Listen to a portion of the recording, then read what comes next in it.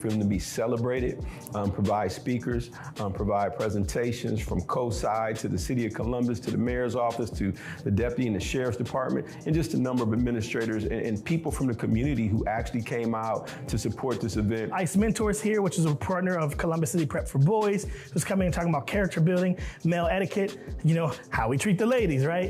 Yes, ma'am, no, ma'am. My mom, she pushed me, she support me, she just tell me what I need to do to go on in life.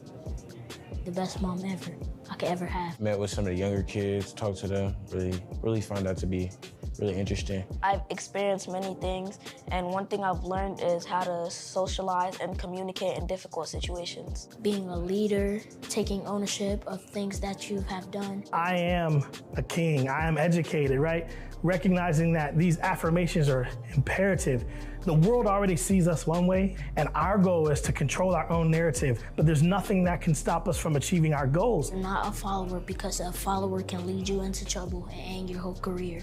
And I don't want that to happen to me. I want to move on and get a scholarship. You was picked for a reason, and to really appreciate that others who helped you be in the spot that you are in now. I could be a role model by doing the right thing, showing integrity, being service-minded, correcting people when they're doing the wrong thing. There are other men here in high positions that are role models for these young men to say, here are the possibilities, here is what you can think about post-high school. And there's no way we can do it individually. The needs are too great, but collectively we can make a significant impact. I hope that the event grows beyond just Region 2, just due to the fact that we're all now operating in isolation, but we're coming together collectively to do what's best for kids.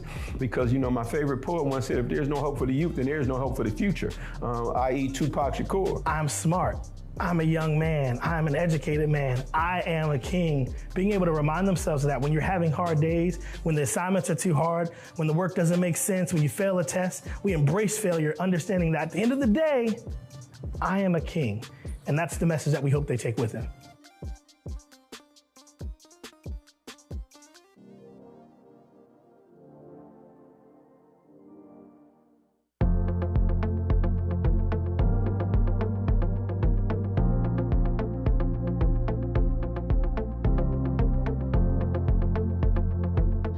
CCS for almost 15 years. When I first started, I was an instructional assistant for the ESL department. I did that for about 8 years. Then I moved on to helping with first and third grade for a few months.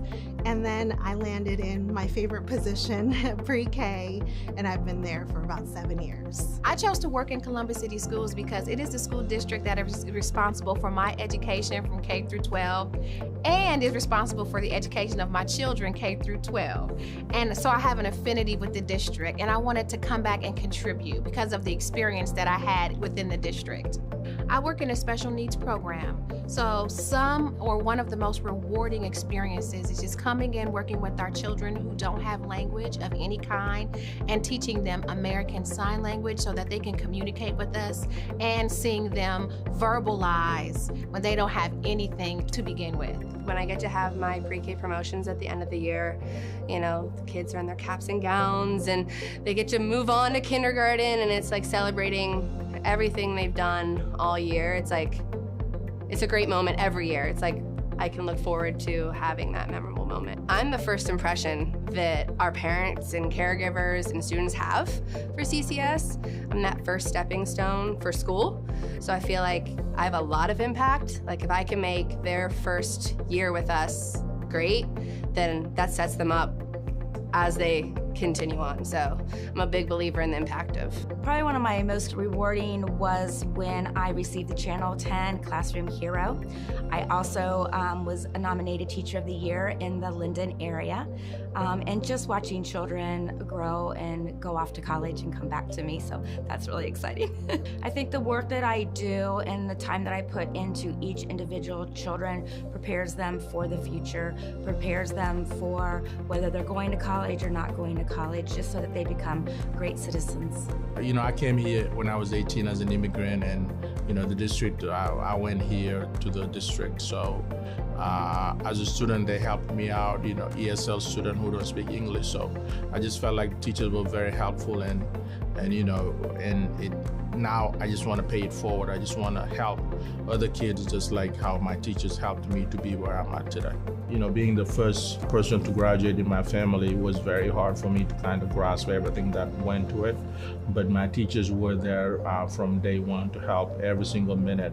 And one of my teachers even drove me from school to the administration office to make sure that all my papers are in and, you know, everything is set so that I can start school the next Monday. So I felt like that was so poignant, how the teachers cared about the students, their success and things like that. So I just felt like, you know, hey, this is what I want to be. This is what I want to do, you know, just help kids like myself who need help.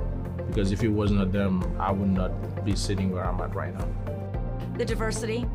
There are so many opportunities in Columbus that other small towns don't give you. We have a lot of resources here, but just the diversity of the families and the people that live here.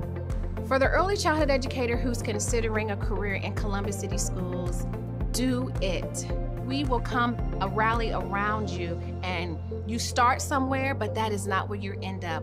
We will grow with you, and you will be surprised at the amount of professional growth and personal growth that you will have working with our children in this district.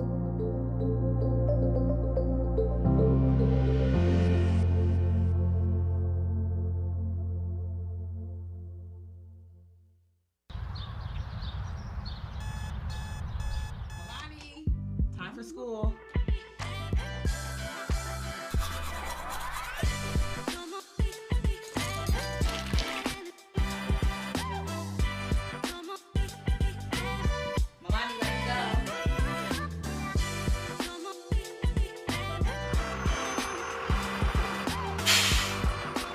Have a good day at school. I love you.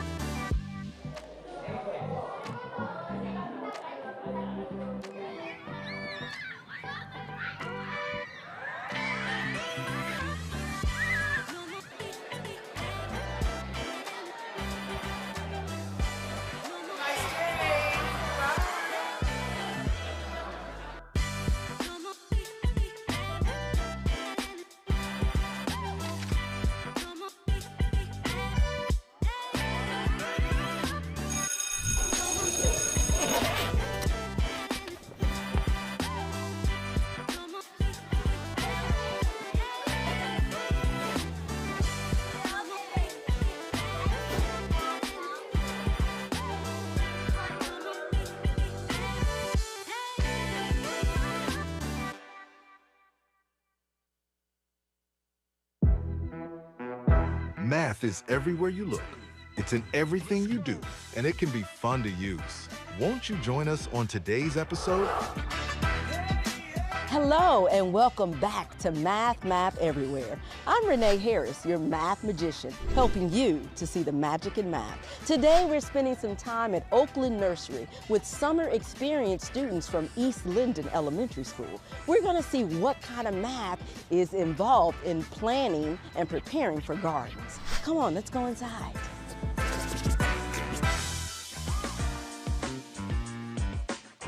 So, look what I found. A nice little bag of Beet Detroit Supreme seeds. So when we're thinking about planting gardens, we have to have a plan on where we're getting started. And that plan first involves what kind of seeds are we going to need for planting. Now the cost of this bag of seeds is $2.79. But take a look here. Today, there's a savings of 25% off. So calculating that discount, that is math.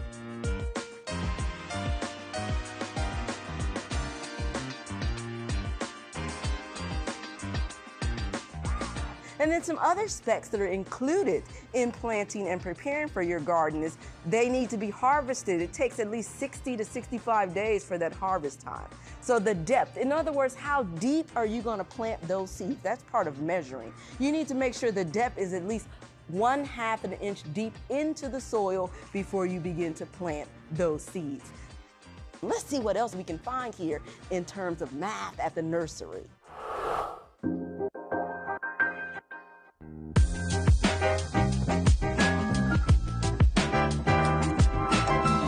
Again, we're here today at Oakland Nursery with some East Linden Summer Experience students. And here I have with me is Zadaya and Sayana. And they're gonna help me do something called subotising.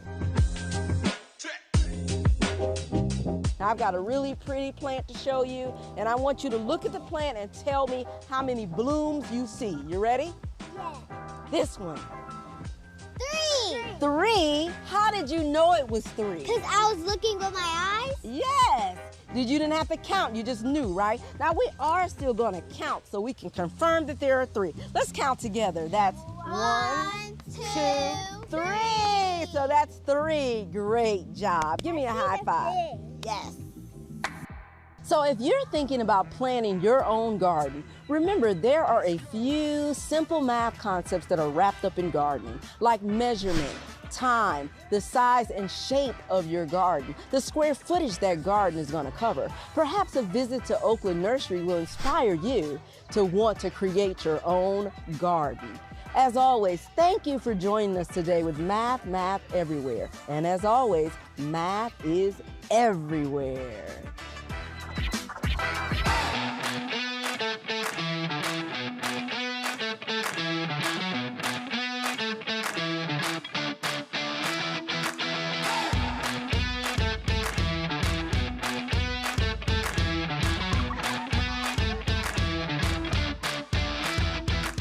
Greetings and welcome to this week's highlights from across the district.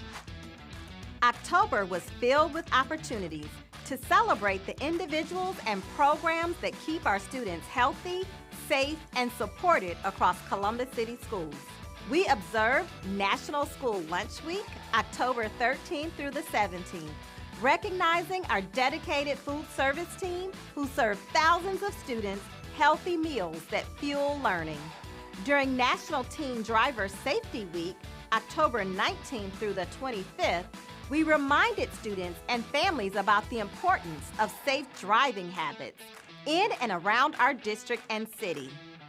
And lastly, during National School Bus Safety Week, October 20th through the 24th, we celebrated our bus drivers and transportation staff who ensure students arrive to and from school safely every day. Together, these observances highlight how every part of our district community contributes to student safety, health, and success. On October 21st, Columbus City Schools joined the community-wide Big Table Initiative hosted by the Columbus Foundation to engage in meaningful dialogue and connection. I participated in conversations at Northland High School, while our superintendent student ambassadors led discussions at their respective schools, bringing together their peers, teachers, and community members. The open discussions centered on mental health, restorative practices, and community violence, allowing participants to listen, learn, and share perspectives that strengthen our district. These Big Table conversations highlight the power of student voice and collaboration in shaping a safer, more supportive school community. Columbus City Schools hosted our first ever Town Hall Workshop Series, Our Future, Our CCS. Sessions kicked off on October 27th at South High School, October 28th at West High School, and October 29th at Mifflin High School. And the engagement and feedback from our community have been amazing. Over the course of 3 days, hundreds of students, families, staff, and community members joined us to share their voices and ideas about the future of our district. Together, we explored 3 key areas: academics, transportation, and school choice, facilities, all focused on ensuring every student has access to high-quality learning environments and opportunities. Each conversation reflected our shared commitment to resilience, courage, and compassion as we reimagine how our schools serve every child equitably. Thank thank you to all of our community members, leaders, students, families, and staff for attending and making sure your voices were heard. The future of CCS begins with all of us. The season of giving is here, and Columbus City Schools is once again partnering with the Columbus School Employees Association, the Board of Education, NBC4, and Education First Credit Union for the annual Stuff the Bus campaign. From November 1st through December 12th, schools and admin buildings across the district will collect toys and essential items for Columbus families in need.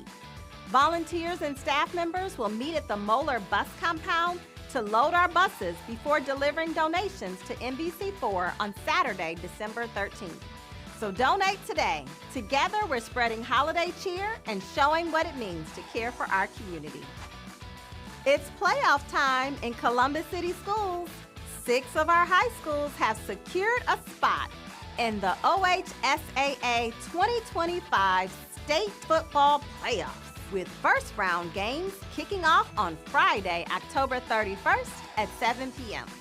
This achievement marks a historic milestone reflecting the hard work, teamwork, and dedication of our student athletes, coaches, and athletic staff. These playoff appearances showcase the strength of City League football and our district's commitment to excellence on and off the field. Congratulations to all of our teams, student athletes, coaches, and fans for an outstanding season. And best of luck as you represent Columbus City Schools in the state playoffs. These have been your highlights from around the district for November 5th. Thank you so much for joining us.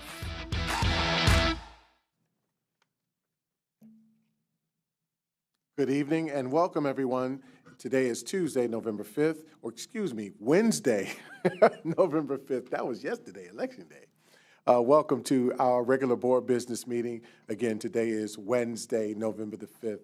Mr. Treasurer, can we call a roll? Yes, sir. Ms. Ingalls? Here. Ms. Reyes? Here. Mr. Simmons? Here. Ms. Vera? Here. Vice President Adair? Present. President Cole? Present. All right. Can we rise for the pledge, please? I pledge allegiance to the flag of the United States of America, to the republic for which it stands, one nation, under God, indivisible, with liberty and justice for all. All right. So before we get started, I really love it when folks in the community demonstrate mentorship and support of our young people.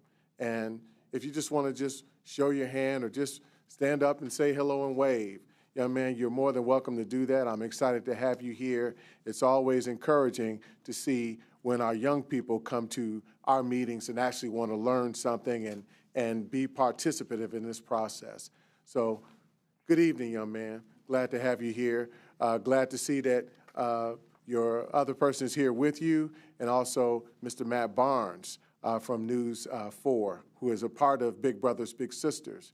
So thank you all for being here. I definitely wanted to give that acknowledgement. Moving on, we have a fairly robust agenda this evening. We'll, of course, start off at 3.1 with public participation. We have about 4 public speakers who will be joining us this evening. We'll then go into board, section number 4, which is board matters. And we've got some substantive work to do there that's governance related. And I'm excited about the rich conversation we're going to have moving forward. We'll then move into sections 5 through 7, which of course are our executive directors' reports or our executive leadership level reports. We look forward to that. Then we'll go from 8.1 to 23.6, which is our consent agenda. There's nothing in section 24 for any additional board matters or legislation. And then we'll go into executive session. When we go into executive session and come out of that, we will not return to this room. We'll adjourn from the room in executive session. Is there a motion to approve the agenda? It's been moved. Second. There's a second. Call the roll. Vice President Adair? Yes. Ms. Vera? Yes. Ms. Ingalls? Yes. Dr. Pierce? Yes. Ms. Reyes? Yes. Mr. Simmons? Yes. President Cole? Yes. Motion passes. All right. We'll move right into our public speakers. We have 3 who are to be in person with us this evening. The 4th will be remote. To start with us is Shannon Follins. Shannon Follins or Follins. Shannon, are you here? All right, good evening. Hello. Once you begin speaking, you will have 3 minutes at the podium. And you've been free. I'm height challenged, so what I like to do is pull the mic down. Yeah. There you go. Welcome. Hi, everybody. My name is Shannon, and I wanted to speak about transportation with the budget cuts on that area. So I just wanted to hit on 3 simple subjects of that. One is the timing of how long it'll take students to go to school. Also, how many high schoolers will be on the bus. The buses may ride by them because there's too many kids on it. That's going to mess up attendance because I know if me being in high school, I know after that first bus leave me, if that second one leave me, I'm not going today. I did it, I tried. And then third is safety. Kids will be out there, it's already getting dark, but they'll be out there in the dark and just nowadays it's mental health awareness and all that, and it can be a lot on the bus with safety, especially with kids. Especially young girls. We had an incident at a bus stop with a little girl that was going to Afrocentric, and this is just a regular school bus. This isn't even the city bus. So that's all I want to say. Yes. Thank you so much for joining us this evening. And your comments are duly noted. I did take them down, and I know the administration as well as my colleagues here are listening. So thank you. All right. We'll have next is joining us is Kareem Elkins. Good evening, Mr. Elkins.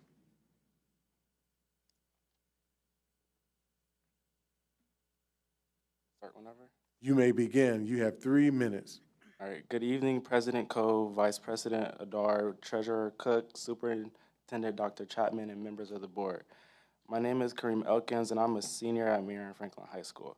I am here to speak about the importance of allowing students to express their cultural identity through what we wear, specifically, in my case, wearing a cultural wrap or do-rag. Recently, my assistant principal told me that I could not represent my culture in this kind of way, and that what I was wearing was not part of my culture at all. Hearing that was hurtful, disheartening. It made me feel dismissed, disrespected, and unseen. Not just as a student, but as a young Black individual proud of where I come from and what my culture stands for. For many students like me, items such as do-rags and wraps are not just for fashion accessories. They carry deep cultural meaning, symbolizing pride, history, and identity. Wearing them allows us to stay connected to our roots and express who we are in a confident, positive way. I am not here to challenge authority or ignore school rules, but to ask for understanding, respect, and change. Our dress code should uplift and include all cultures, not silence or shame them. Every student deserves to feel valued, accepted, and represented in our schools. Thank you all for listening and for your dedication to creating a school environment where students feel respected, supported, and truly seen. That's it. All right. Yeah.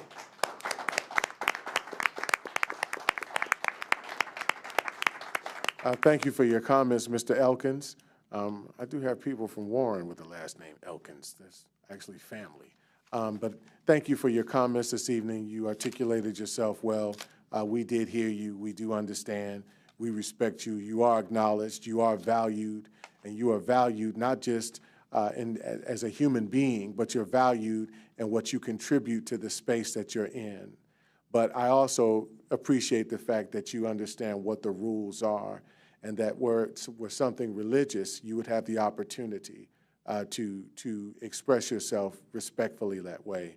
But unfortunately, all head garments outside of what are medically required or what is religiously acknowledging just aren't allowed.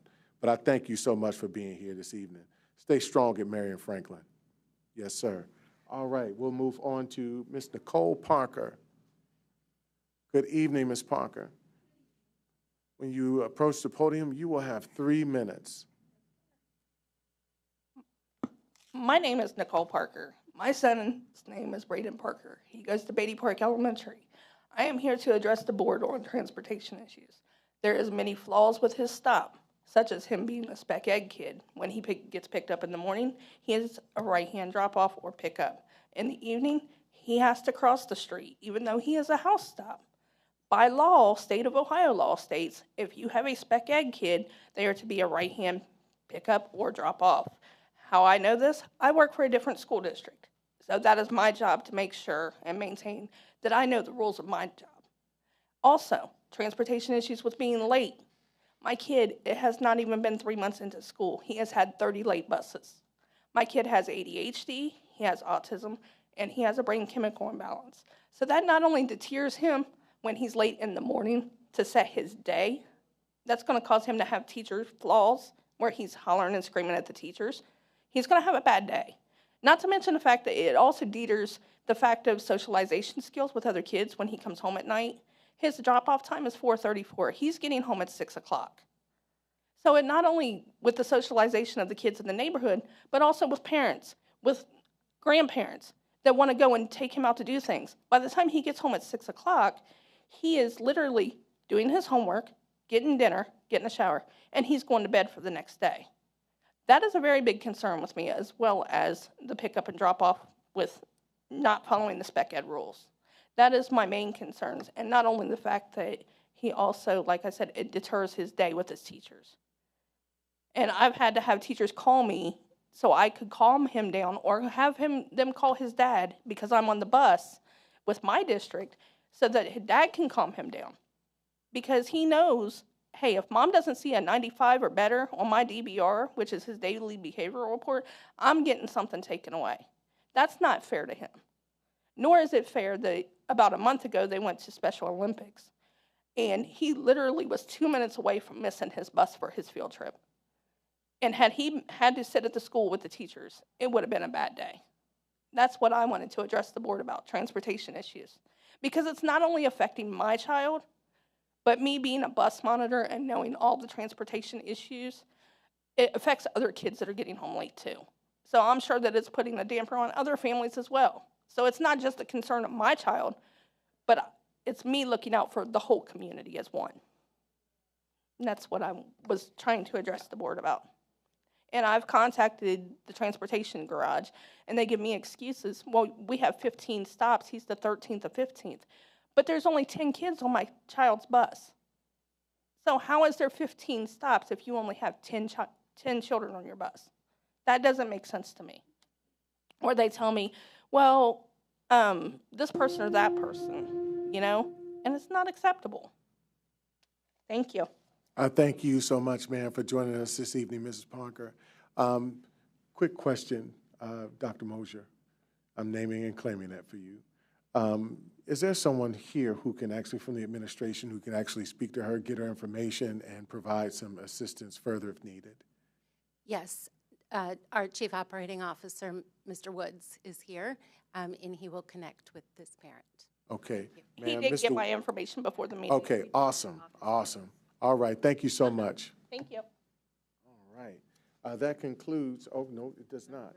We have another caller, someone actually joining us, Rita Hallaveld. Yes, hello, good evening. Good evening, good evening. Thank you so much for joining us, Rita. You have 3 minutes. Thank you. I am a parent of a CCS second grader. I'm a resident in the Livingston area, Southside, and I also work as a family ambassador to the CCS Elementary School. All of you have received numerous communications from me regarding transportation. And while all these rules impact my points today, I stand before you. I call in today primarily as a district parent and a property taxpayer. I was at the community town hall at South High, which was not at all true community engagement. And I'm concerned that as you begin proposing additional closures about the lack of true community engagement, the spending decisions, and continued lack of transparency as well as equity in these decisions. School closings are used by your district as a solution to budget shortfalls. Yet based on the public records request in October of this year, when asked for financial savings from each school, was, quote, "The requested information is not tracked/kept by the district," end quote. I understand that there are hard decisions that must be made about the budget due to the State House decisions, yet our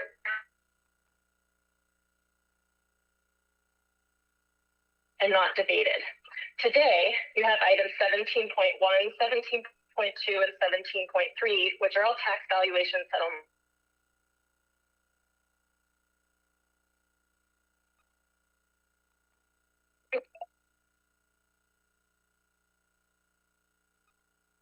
Are common in the consent agenda. In both cases, the district council is proposing tax values hundreds of thousands of dollars less than that initially requested by the property owner. Make that make sense. In none of these cases has the Board of Revision held a hearing yet on the contested value. I want to know, what is the rationale for settling in this way? It's always framed as a reduction in loss, yet the amount our district loses could be mitigated further.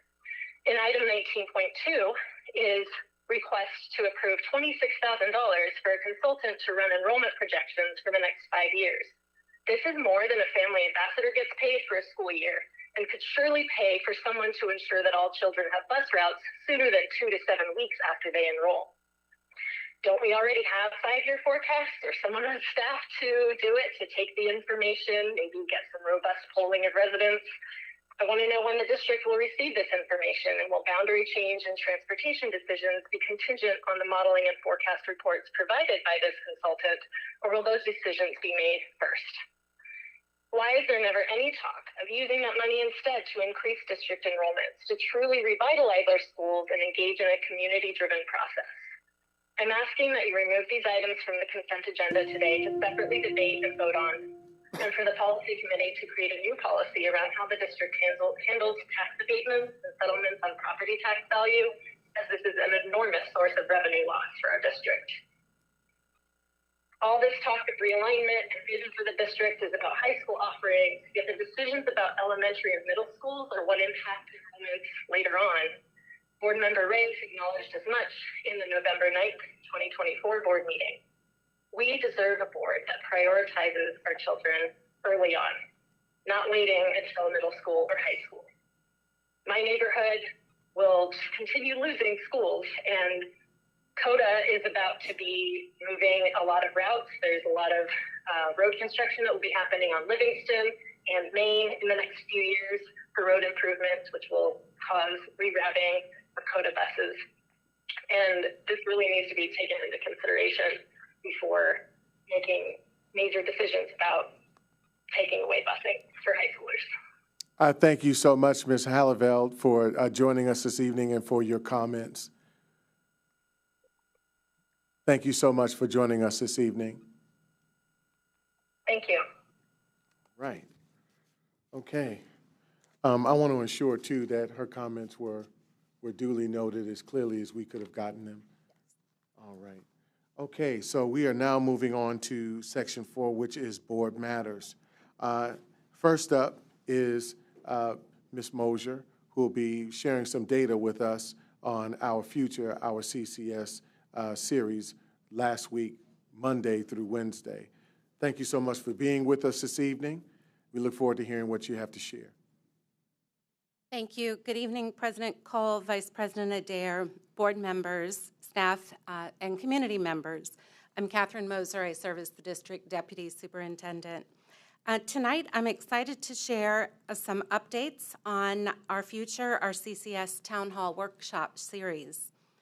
Over 3 nights, October 27th at South High School, October 28th at West High School, and October 29th at Mifflin High School, Columbus City Schools hosted our CCS Town Hall Workshop series. We welcomed more than 650 in-person attendees, and more than 600 online surveys have already been completed. The survey does remain open on the district's website for the next few weeks, and so that even more voices can be heard.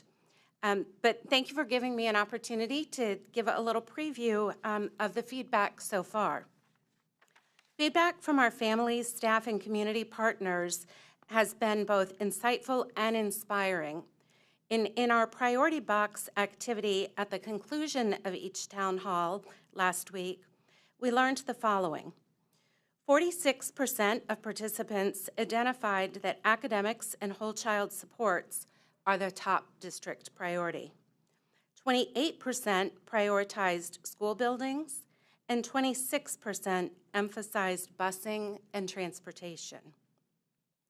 Through our online engagement survey tool, we have learned that 79% of respondents want the district to focus on supporting teachers in the classroom and expanding access to art, music, and physical education, which was one of the most strongly supported areas for investment. 66% have indicated they want additional support staff, including counselors, school social workers, and school nurses. And when asked about school consolidation, survey respondents, 51% said it's important to protect specialized academic programs and job readiness pathways. We are grateful to all who participated, including our students, families, staff, community leaders, and especially to you, our Board of Education members, who joined us each evening to listen, engage, and learn from our community. These sessions reaffirm that our community wants to be a part of shaping the future of Columbus City Schools, and we look forward to continuing these important conversations in the coming weeks.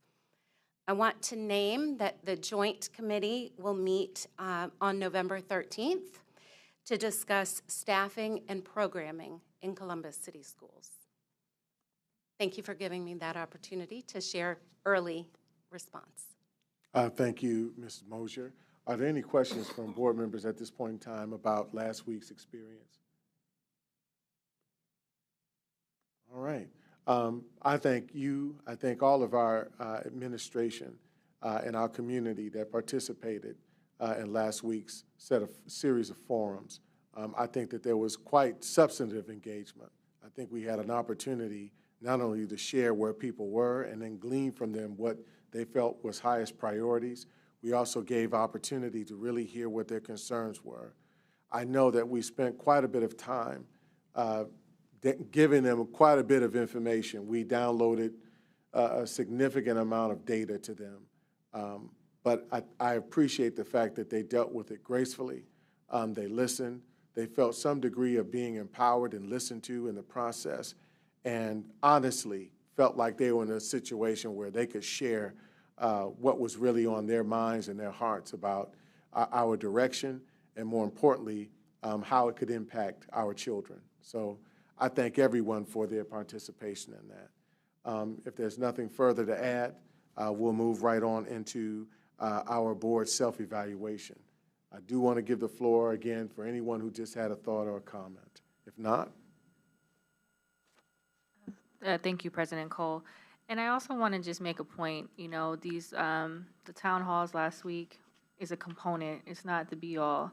And certainly as chair of community engagement and advocacy, we're looking at some additional dates for just listening sessions. It won't be the full-on presentation of what we experienced last week, but finding additional opportunities to integrate from district-wide events that are already happening, where we could have maybe a table or a space to be a part of as early as November 15th at the main library, where we're having a pre-K event happening there from 10 to 12.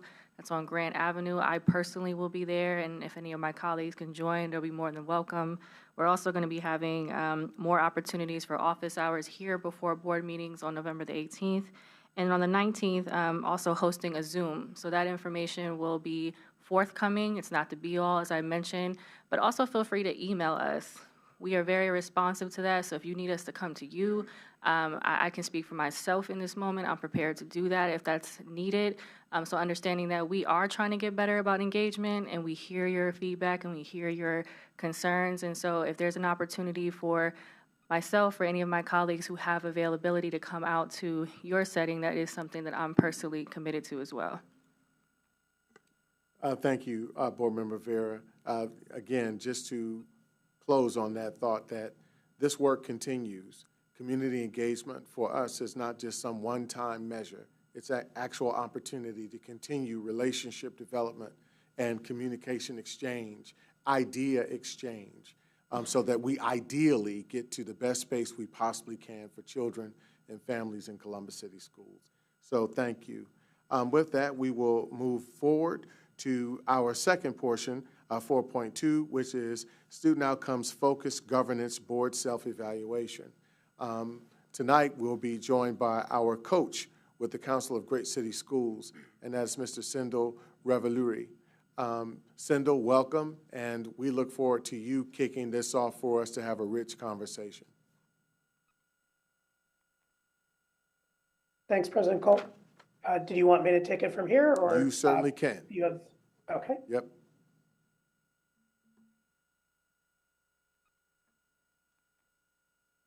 So the reason for self-evaluation is that past board practice has led to the current reality for Columbus students. And so as the goals that you all adopted indicate, we want improved outcomes for our students in the future. And so to do so, to get there, we'll need to consider board practice and commit to improving. And improving is much easier once we understand the current reality.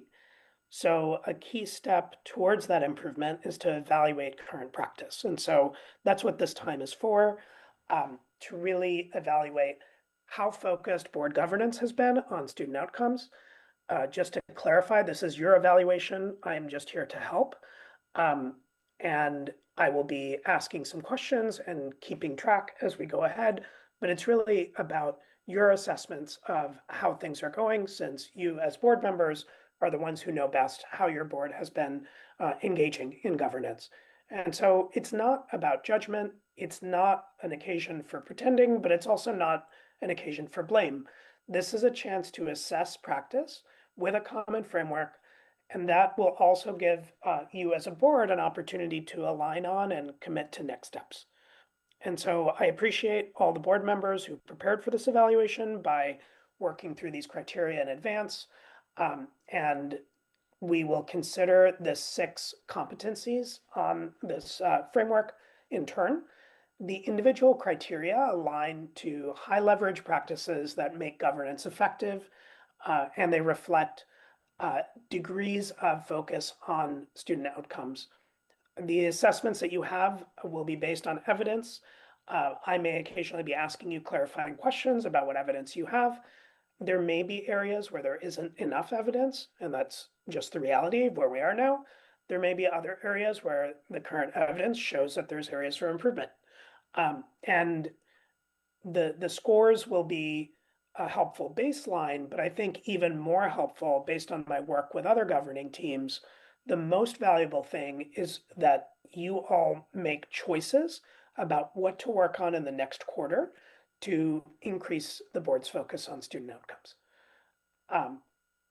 And so with that, I'm going to share. Please let me know if you can see my screen. It's the first competency, the vision and goals dimension of this framework. We can see it. I'm not sure how helpful it is given that the font is so small, but I do think we all have a copy of it. Okay, great. So for those streaming, hopefully you can see that. For those in the room, I'm not sure how much you can see, but I'm happy to share this with anyone in addition to board members.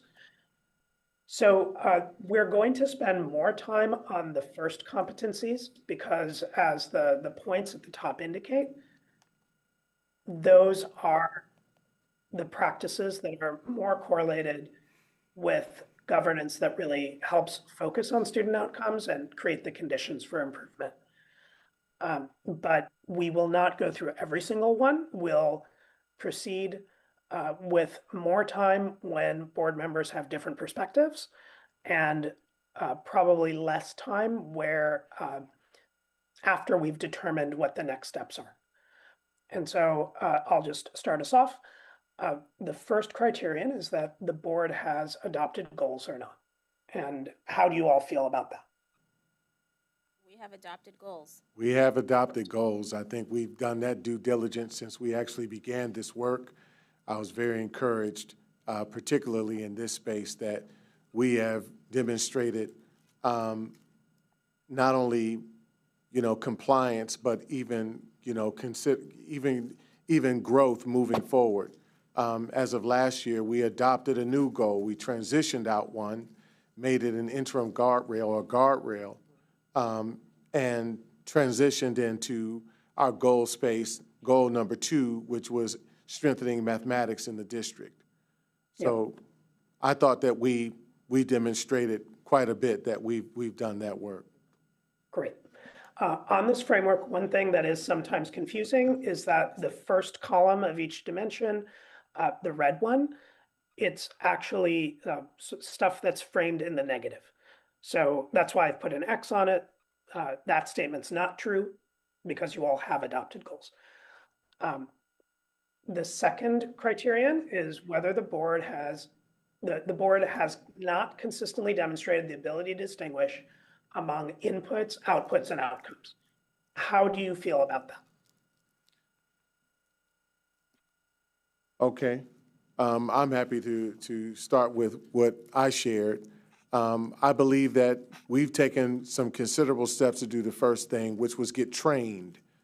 All of our board members have been trained and had some measure of experience with our governance model in a way to understand what is the difference between ownership and being a customer.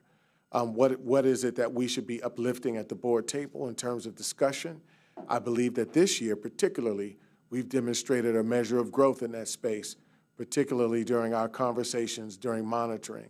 Yes, there is work that we can do collectively, and even myself from time to time, I'll certainly say in the year prior, to ensure that I'm not sneaking in, advice or wise counsel, so to speak. But I think that we all understand what these things are that we should be uplifting at the board table as a part of discussion. Thank you. I appreciate you sort of going to the next step. The question that you raised or the observation that you share around board behavior, the standard for this criterion is really just the ability to distinguish. So I'm curious, do other board members have different perspectives about the board's ability to distinguish among inputs, outputs, and outcomes? I agree with our board president. The board is able to distinguish between inputs and outputs. Thank you. Great. Thank you, Member Pierce. The third criterion is the board has not hosted opportunities to listen to the vision of the community during the previous 36-month period. So I said that this was true for us in a sense. In the strictest sense of SOFG, we have not gone back to the community to touch on the values and these particular goals. We have gone, just like we did now, around other issues. But in the strictest sense of SOFG, to double check against the guardrails in particular, we have not gone back to the community in the last 36 months. Anyone else have Thank you, any Vice thoughts? President Adair. Other perspectives? It seems as if there's an agreement at the table. I did include our most recent experience into this, but I do concur. Thanks, President Cole. And I think Vice President Adair highlighted something important. This criterion is really asking if the board has hosted opportunities specifically to listen to the vision of the community. As we heard from Dr. Moser, the feedback was rich and certainly was a lot of folks contributing to it. The question you all have to wrestle with is whether they were about the vision of the community or if the questions were directed in other ways. So thank you for highlighting that distinction. We'll just look at a few of the criteria in the next column. One question for this first criterion is if the goals that were adopted by the board were adopted in collaboration with the superintendent. What is your perspective on that? Yes, they were adopted in collaboration with the superintendent. Great. And I'm going to fast forward us a little bit because the goals are posted and they can be seen. There are certainly no fewer than 1 and no more than 5, and they're each SMART. Has the superintendent adopted, in collaboration with the board, 1 to 3 interim goals to progress monitor each goal? Yes. The answer to that is yes. I agree. Great. And the status of each interim goal is able to be updated multiple times during each school year? Yes. So And I disagree. I did not think that was the case. And this might just be a technical thing too. So we only receive the reporting once a year on these interim goals. Now the administration can certainly update them anytime they want, but I wasn't sure if it was that the board received the updates or if the superintendent does this action. That's a great clarification, Vice President. This criterion is really getting at whether the measures used in the interim goals are able to be updated multiple times. Occasionally, districts will select measures that, in theory, could be monitored mid-cycle, but they can't actually be updated because the data isn't there. We will get to, on the third competency, more around the monitoring process, so I encourage you to bring that up when we get there.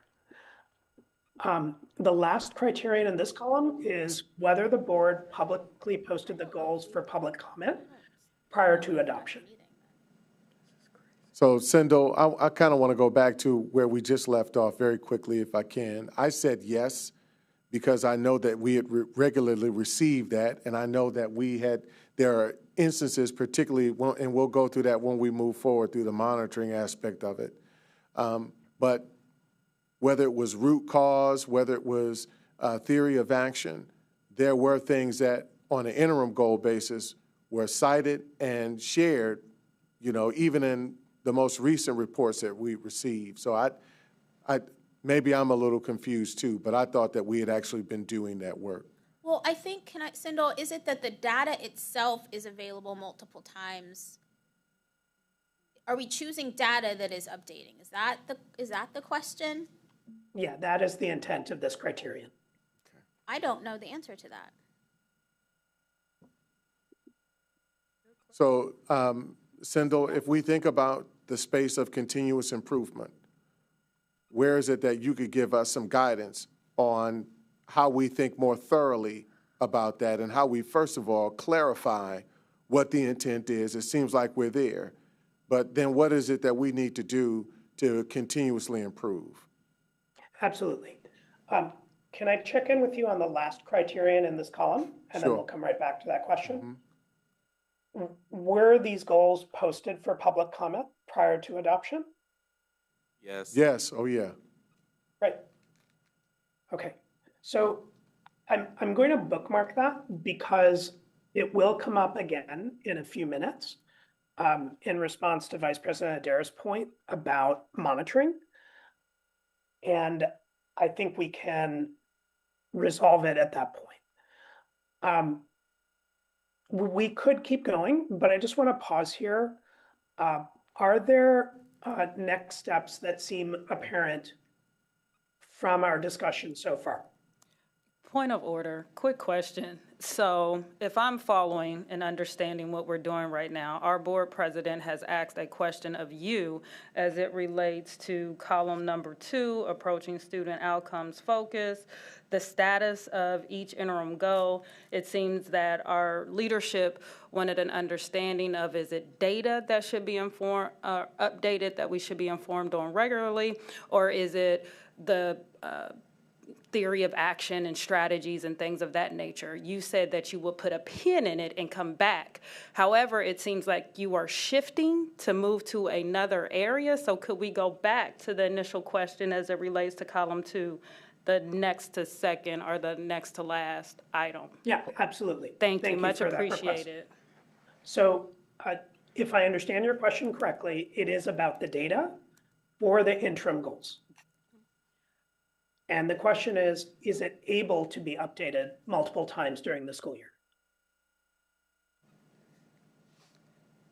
So that's a question that is independent of whether monitoring is happening. That's a Russ question. I or what don't the think monitoring that's the intent of what our leadership has brought to the table. I think the intent of it is if we are evaluating ourselves right now, and it might be the way that this one is written, the status of each interim goal is able to be updated multiple times during each school year.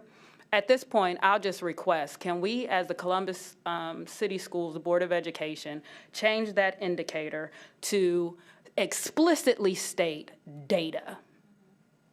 Yeah, I'm making a note on that. Just make it state data. I think we will all agree at the board table that as long as the data can be updated multiple times a year, we will all say we're good, give us the green check mark, and let's move to the next criteria and column. And at the end So of the, Member Pierce, if I understand correctly, you're saying the status, you're saying instead the data for each interim goal? Yes. Yeah, because that's what you Yes. just said, Sindel. well, hold on. And that's what my colleague has pointed out. Yeah, I think that's equivalent, but yes, that's totally fine. Thank you, much appreciated. That works. I think it works. Now, just as my own question, is status more about the data or status about the completion of something? When I think of status, when I attach that, my mindset is around what is either in compliance or what is incompletion. So wait a second, if we change status to data, status is negated, it's not there anymore. And because these are goals that we're continually working for, if we completed the goal, then we're re-identifying goals, like. So, the way I'm reading. Everybody, The way I'm this is reading this okay. one is that basically, Sindel, we as the board should be able to ask the superintendent, because the interim goals are her goals, not ours. They're the smaller goals to get to our big goal. But we hear about those benchmarks in reports, and we right now only hear about them one time a year. But if we wanted to know the status of any of those interim goals, we should be able to have that status at any point because, and this is what I thought you said, Sindel, that the data can regularly be updated at certain intervals. It's not just a one point in time. We can go to systems and continuously pull the data to see where we're at. That's how I interpreted it, and maybe that's not correct. Kind of like a real-time dashboard type situation? That they have the ability to do that. Really, this is a question about the measures that are selected, as VP Adair pointed out, by the administration for the interim goal. So, for example, if there was an interim goal that was about the first day of the school year, the number of kids who showed up the first day of the school year, or their height on the first day of the school year, those would not be, that would not be a measure that could be updated multiple times during the school year because it is inherently something that can only be measured once. As long as the measure is something that could be updated multiple times during the school year, then that is fine, because that creates the conditions for the board, as you mentioned, to monitor progress throughout the school year. Whether that monitoring is actually happening is a separate question, and we will see that in a few minutes. But the question here is just whether the interim goals are based on measures that can be updated. And it sounds like there's consensus that they are. Yes. Yes. I like our interim goals, so I think this is just a weirdly worded standard. So I agree with Dr. Priest, we should rewrite it. That is a very fair point. We agree.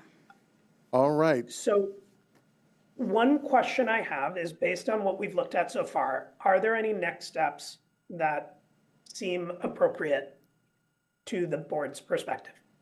I think the one we just uplifted is the most significant at this point in time, which is the data versus the status of something, that we're actually looking for constant opportunity for the administration to demonstrate their ability to update data. Yes, Mr. President Simmons. Cole, I think in terms of next steps, I'm not sure if the intention is to do each of the criterion for all of the pages, but there are quite a few And so I'm not sure it does make sense to continue to go through, line by line, because we wouldn't be able to get through all of them by the end of our meeting in a reasonable time. And so maybe perhaps my colleagues who haven't had a chance to complete this could have another go around at it and have the opportunity to send it in, and then we could take the compiled results and discuss those. Well, if I can, because what I want to do is maintain the good work that many of us have already completed in contribution to this conversation. So I want to honor that work that's been done, first and foremost. Secondly, I want to honor the time and support of our coach. And again, this is our first time as a board actually ever doing this. This is the first time our board, as per this governance model, has ever done this. This is an initial step into, yes? We've done this before. We've done this. We haven't done it through this model. With AJ, we did, yes. He just, and correct me if I'm wrong, because I'm pretty sure it was under the leadership of President Adair. He helped us summarize kind of what we had sent in. We've done an evaluation before. Okay, well, I want to make sure that we honor, and I appreciate that. Thank you. Thank you. I don't have to be right. That's all right. But this is Check why the we're record. here. This is, again, you just heard me say. No, I'm saying, I don't have I'm to not be right. sure to just check the record, but I'm certain. That's good. I accept your confident assertion. Okay. With that in mind, what I want to do is honor the work here and make sure that we get through this. If you feel like I don't know that we necessarily need to go line by line. If that's the process, let's honor it.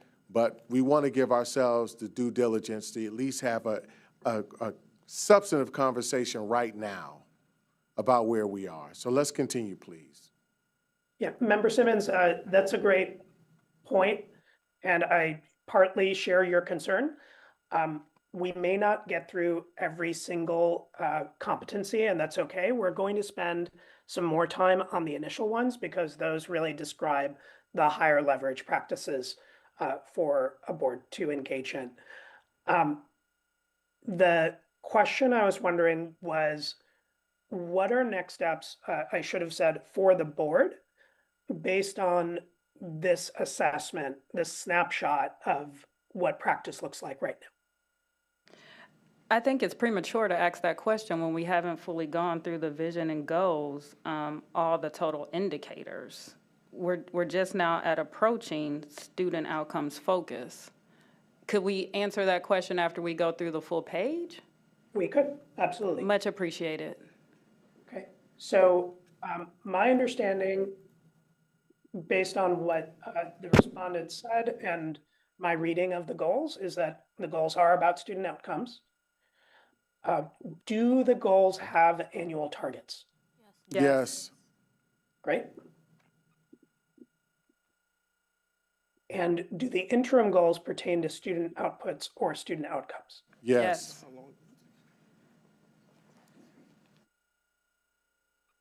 Did the board include students, parents, staff, and community members in developing goals? Yes. And we can read the goals so we know that they do last from 3 to 5 years. Yes. Do the interim goals last from 1 to 3 years? Yes. Great. And then this last criterion in this column is not so objective. It's a question for the board to decide. The goals and interim goals will challenge the organization and will require change in adult behaviors. Yes. Absolutely. I can't see you all right now. Is there a consensus? Yes. Or Yes. There is. other Yes. perspectives? Great. Thank you. Okay. And then in this last column, there are some other questions which are a little more nuanced, and which you all will have a better perspective on than I will, given that you have been part of this process and I'm joining much more recently. The board used a process that included students, parents, and staff and community members in a way that leads them to express ownership of the adopted goals. Yes. Which is a little different from the prior criterion. I said no. I wasn't here. Could you say more? Yeah, well, first of all, it was during COVID. So a lot of this was online. I think that there was a lot of input, but when we say ownership, that means to me that people can tell me about the goals and when I talk to them, no matter the level that we're speaking. I think right now we have buy-in from many of these groups, but I would not say that they are owners of it. And that, I think, goes back to the way that the engagement was done. So I think that we have great, on the goals in particular, I think we have great ownership in our administration and our higher levels, like our maybe some of our principals. But I think we have buy-in, starting to get buy-in from our staff and maybe a little buy-in from our parents. And I'm not quite sure how students, because we haven't gone back and asked. I'll add to that what I know in my experience. In the ways that I know that there has been, in fact, very recently, if not earlier this year, definitely late last year, there was student engagement on the part of engagement. I know that took place. When it comes to ownership, I did, in many of these additional competencies, stated that is a space of continuous improvement for us. I don't know if it works off that something needs to be signed or acknowledged in some sort of way on the part of participants to demonstrate. I just wasn't sure about how we could actually demonstrate ownership particularly even by external stakeholders, and then some internal stakeholders like students and parents. I just wasn't sure about that. But from a general standpoint, I thought that we did the work of engaging folks in a way definitely that our internal staff has owned it and actually worked towards it to ensure that from a monitoring perspective, we have everything that we need. But I do agree with my vice president on some aspects of this question around how do we ensure demonstrating ownership, particularly with external stakeholders. Quick question, President Cole. When you refer to the student engagement, are we thinking of when our community engagement department went into the schools and had the conversations with the students and they did the whiteboards and they wrote down those notes?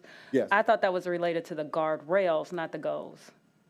Though the information in that report aligns with the guardrails and not the goals.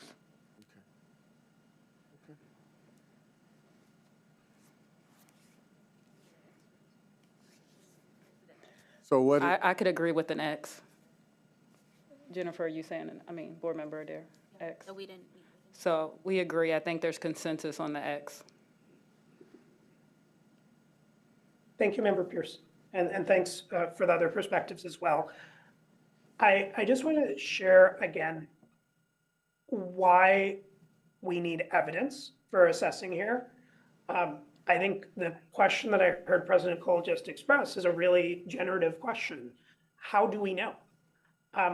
You as a board set goals based on the community's vision.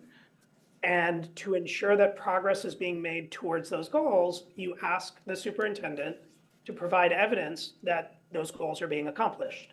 And she and her staff do so through their monitoring reports.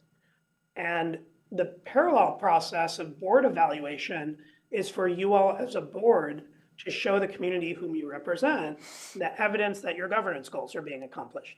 And so the question that might be helpful is what evidence can we point to in order to support this assessment? And it doesn't mean that it's not happening. It just means we don't have evidence. And that can be an informative thing to realize that we don't have evidence and consider, should we do something about that? So I appreciate you engaging with that question. The next criterion is around the interim goals. And the criterion is that all the interim goals are predictive for their respective goals and are influenceable by the superintendent and their team. Yes. Okay. And what would you say is your evidence for that? Our evidence for that is the data that they've actually shared. And again, this is more alluded in the monitoring space in terms of, again, theories of action, any number of rationale that's been shared on the part of the administration as to how this will actually work, how whatever the strategies that were recommended will actually be employed and work. There's been fair enough information shared with us to that effect to give us some sense that these are predictive goals. In addition to that, it's shared on a timeline basis of what growth we are expecting to see on a per annum basis. Whether we've fallen short of that anticipated goal or not, there is something that definitely shows us in a visual spectrum what exactly it is we should anticipate on a per annum basis of growth.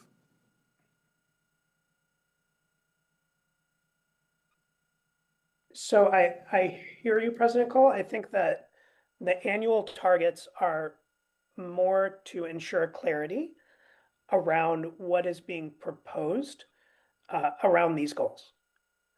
And I hear you saying that you believe that data has been presented, that there are strategies, and that I think indicates that you are confident that they are influenceable by the work of the staff. Is there also some evidence that's been provided to you all as a board about how the interim goals are predictive? Yes. So our goals stack, and the interim goals are then based on the lower grades. So we have our third grade goal, and the interim goals are all then focused on the lower grades to then demonstrate why strategies are working at the lower grades, and then it's going to be predictive that we are going to meet the third grade goal when those students arrive in the third grade. And that's how each of our goals are set up to look at interim measurements at the below grades. And it's even Okay, disaggregated as well, Sindel. It's also disaggregated information. And so the fact that the interim goals look at the students at earlier stages in their educational progression, you feel is sort of logically means that they are predictive. Yes. Okay.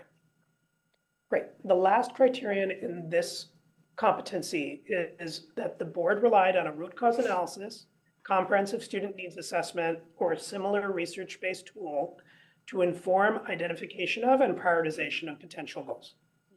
Yes. And is that documented? And if so, roughly when did that happen? Like roughly what month or what board meeting? So this was all done with AJ when we first developed them, but we did have a reevaluation of the math goal when we adopted it to come back in and look at that through our a lot of data, and then our superintendent proposed that back to us to add the math goal. But most of this in our learning process for it was done with AJ to help us understand root cause and look at data. Now, I did note that many of the people sitting at this table were not part of that. And in fact, our superintendent was not our superintendent at the time, but was on staff. So many members of the administration didn't get that first hit. But I think we did well coming back and doing it through the math goal that was just readopted or newly adopted. Newly adopted, yeah. Thank you. So, Member Pierce, we've looked at all the criteria in this competency. Mm-hmm. Is it okay if I come back to the question of what next steps?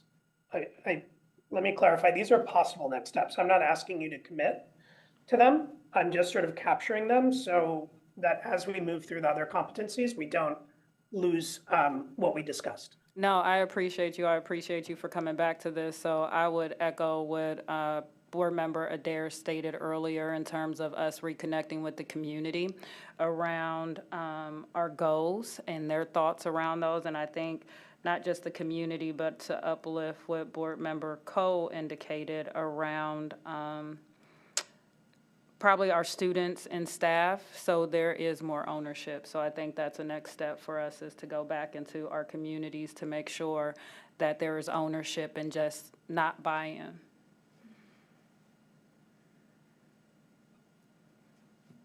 Thank you, Member Pierce. Other perspectives? I agree with that. That's what I was going to say. You have a consensus? Great. But so that, I believe, if that's really around vision and goals, that would also address this criterion about hosting an opportunity to listen to the vision of the community during the last 36 months. And my understanding is that the goals were extended a bit, which may explain why that has not happened in the last 3 years.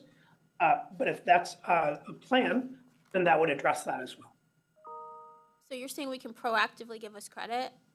I don't think that's how these work, though, if we're going to be completely No. honest, right? It would not be proactive, or it would not be, that's not the assessment of the snapshot right now. Right. All I'm saying is if this was done, then when you all do the next board evaluation in a quarter, then you would anticipate that this criterion would no longer be true, it would be false, and therefore you would score at a higher level. Right, because technically right now, because we have X's in that red column, we are technically not focused because we have we have not the X's, sorry, the check mark.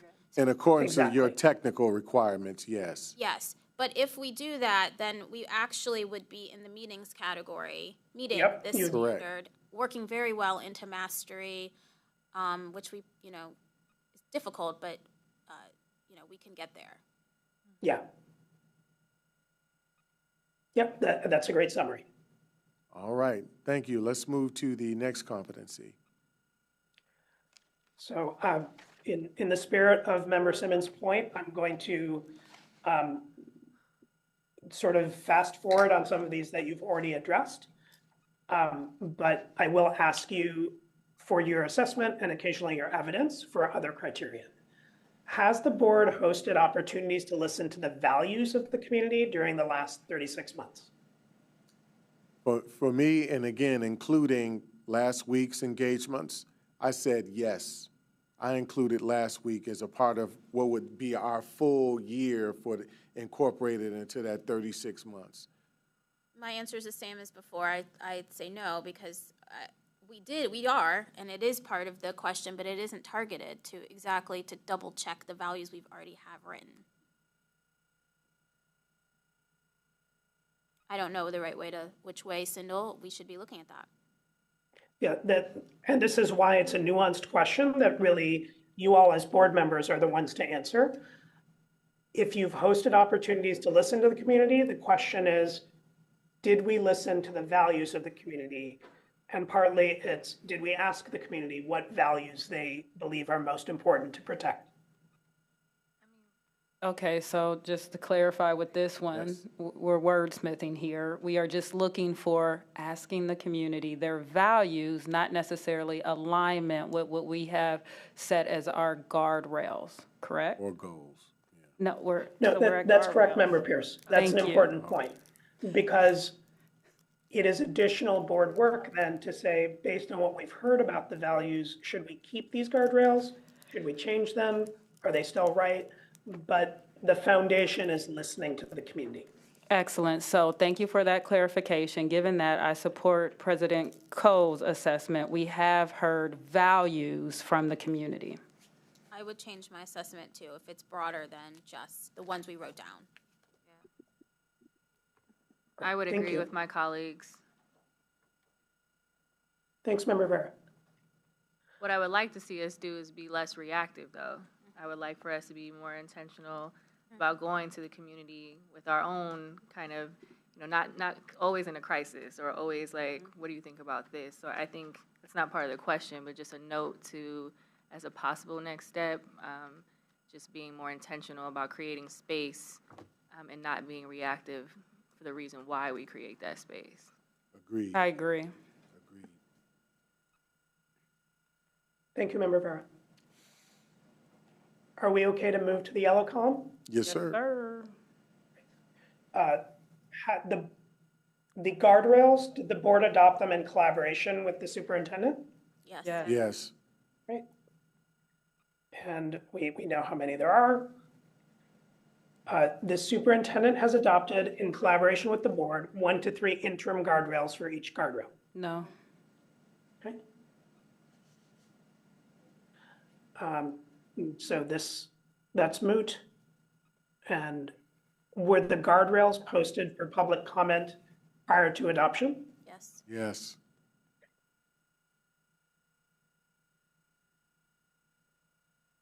And just looking forward, and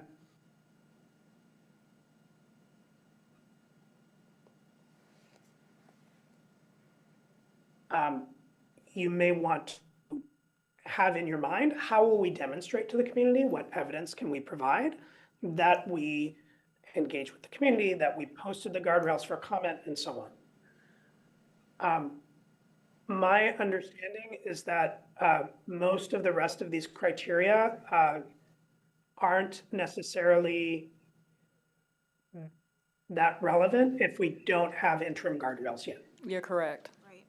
Absolutely correct. And in fact, I would say as a opportunity for continuous improvement in this space is not only to adopt the interim guardrails, but also ensure that they are posted in a way. So here's what I experienced while I was doing this part of the evaluation. What I experienced is that under a previous superintendent, we had done the work. We actually had done goals, interim goals, guardrails, and interim guardrails. We had actually done that work. Under our current superintendent, I was not able to find that information at all and almost ended up confused. I had to do it all over, this section all over again, because I was looking at a previous document from way in the past, not something recent. So I would say that we need to definitely calendarize that. I do understand that we do have, I believe, one interim goal calendarized, I think, for next year, if not this year. Guardrail. Yeah, it's guardrail, excuse me. Forgive me. Thank y'all. But we need to definitely adopt those and calendarize that in a way and do it also in a way that is based on the life of the strategic plan. So that's the other missing segment that we don't have in any of these instances, is that we have a set of what the interim goals are, what we think is one interim guardrail or a guardrail period. We have what that looks like in 5 years planned, but not what we're looking like, not what it looks like on a year-for-year basis. We don't have that, if I'm saying that correctly, Sindel. Thank you. And I think you're referencing something that's consistent with this criterion, that there are ending points for each interim guardrail for each year as well. Yeah, okay. So if I may summarize, I'm hearing that there's a possible next step in terms of engaging the community about values, and then also a next step about adopting interim guardrails. Quick clarification. So I think what we uplifted at the board table is that we are engaging our communities about values. The work that we need to do as a next step is to align those to guardrails that can then be turned into interim and annual goals that we are getting data on. Thank you, Member Pierce. So, first of all, we do have, I want to be clear, we have voted on guardrails. What we do not have is the interim guardrails, which are the superintendent's responsibility. Correct. So But I think what we've clear. noted in the conversation is that while we are talking to the community about values, we're not necessarily looking for alignment between values and guardrails. We're just getting their ideas around values. So that's why I uplifted that it needs to be more of an intentional thought process on our part instead of just collecting values, to focus on collecting alignment between values and guardrails as well.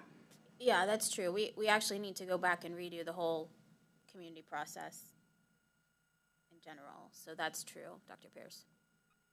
Thank you for that, team. And I agree with that, because the way we initially did this, when we did it the first time, was it was a 2-on-2 situation. 2 board members would approach the community, and we had a process by which we listened and gleaned information from the community that was substantive to their values, their concerns, and we brought that back, put it together in a 3 to 5 page piece, and then shared that feedback back with the community in a way that also instructed our collaborative work with the administration. So I absolutely agree. I think also as we look at this full indicator, well, this full page of indicators for every column, I think we have some room for improvement around the board adopting one or more theories of action. I think right now, as we discuss our potential budget cuts, there are some things that conflict with our theories of action, i.e. if we've heard about the importance of transportation and how transportation impacts attendance and how it impacts learning time. And that has been uplifted in so many of our monitoring reports, attendance. You know, so now we are potentially taking some actions that are going to impact that theory of action. So I think we need to be very intentional as a board of determining what are our one or more adopted theories of action.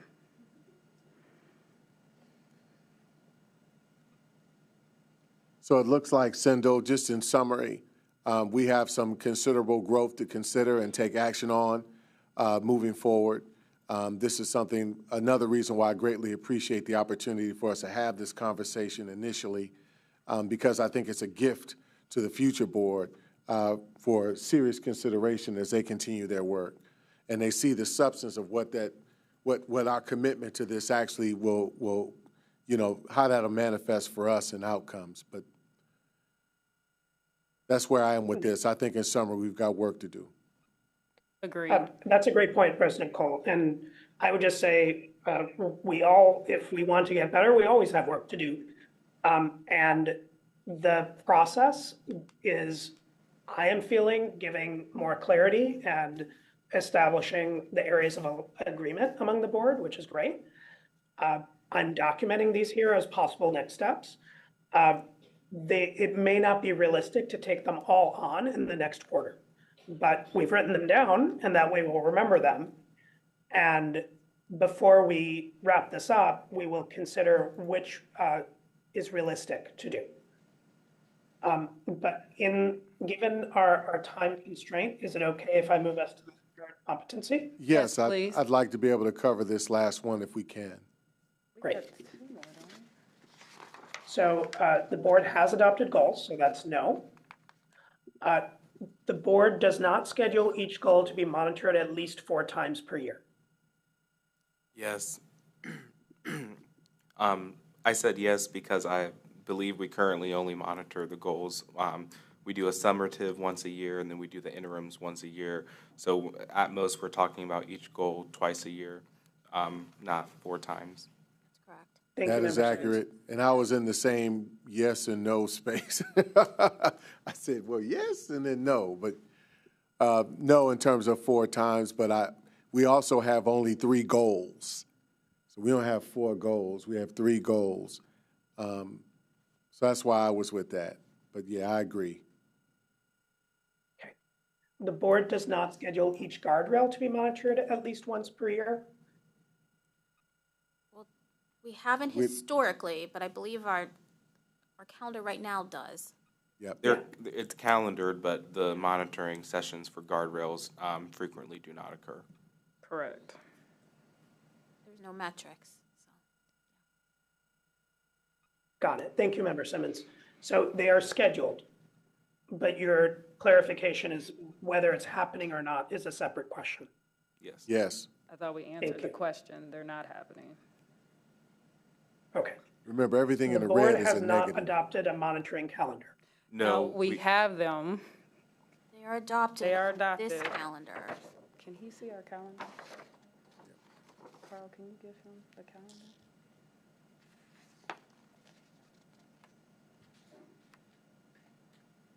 calendar? This is one that I am not certain what's going on, so I'm hoping you all are closer to it and more informed. The board does not track its use of time in board authorized public meetings. And I'll Yes. just clarify here, this is something I asked some other coaches. When it says the board, it does not mean that a board member has to do it or the board has to do it together. This is certainly something that could be delegated. Now, my response to that was, as I thought, because I asked maybe a few months ago, were we actually doing this? And it was shared to me by our board liaison that we actually were keeping the time and that she was doing that. So my response to that was yes.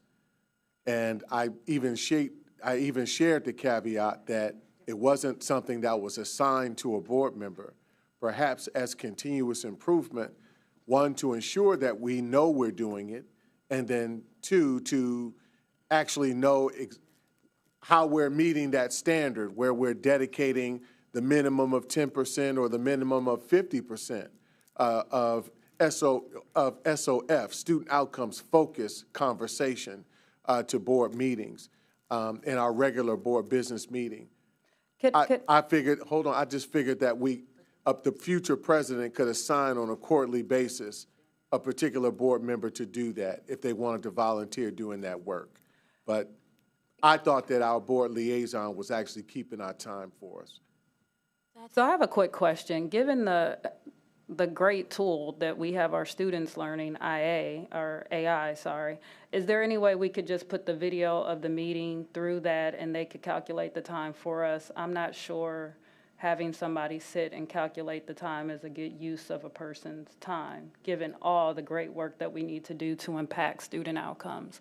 So what are other districts doing that are utilizing their resources to be able to keep track of this time? That's a great question, Member Pierce. My experience is that this seems a lot harder than it actually is. It really is, right. Because it wasn't that long ago that I started doing this myself, but it was not as time consuming as it seems. So here's what happens, and this has happened, and you can go look at some of our board meetings. When we initially started, we did have someone who was keeping track that was a board member, and instead of them being focused on the dialogue and the discussion and evidence, there was this look at the clock at the time and, oh, we haven't hit the time, so let's continue to try to talk about something so we can be performative in doing this work. It should be organic, and it should be something that it naturally happens. It should not be timed out into an agenda, because the work that we are doing requires dialogue, it requires data, discussion, and thought that is beyond just the management of time. Well, I actually understand what you're saying and appreciate it.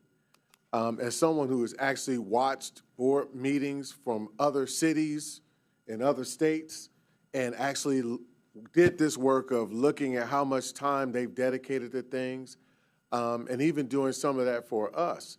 At the end of the day, if part of the rubric standard is for us to be working towards having substantive, and I'm using that word quite a bit, but I'm using it purposefully, substantive dialogue around student outcomes focused conversation. What is the state and condition of our students' performance, whether that's on an interim kind of basis or whether that's on a summative basis. That conversation can't happen organically, but the idea of keeping the time is something that helps us get greater and deeper understanding of our own behavior in the process. How real are we to this? How committed are we to this? How is that demonstrated in how much time we're actually applying to this work?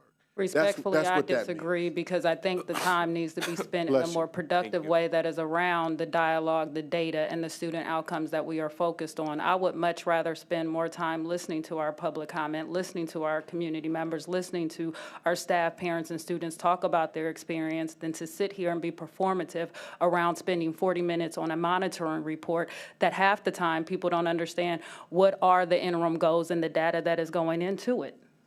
Well, I greatly appreciate that response, and this is where I will further add, and then we'll move on.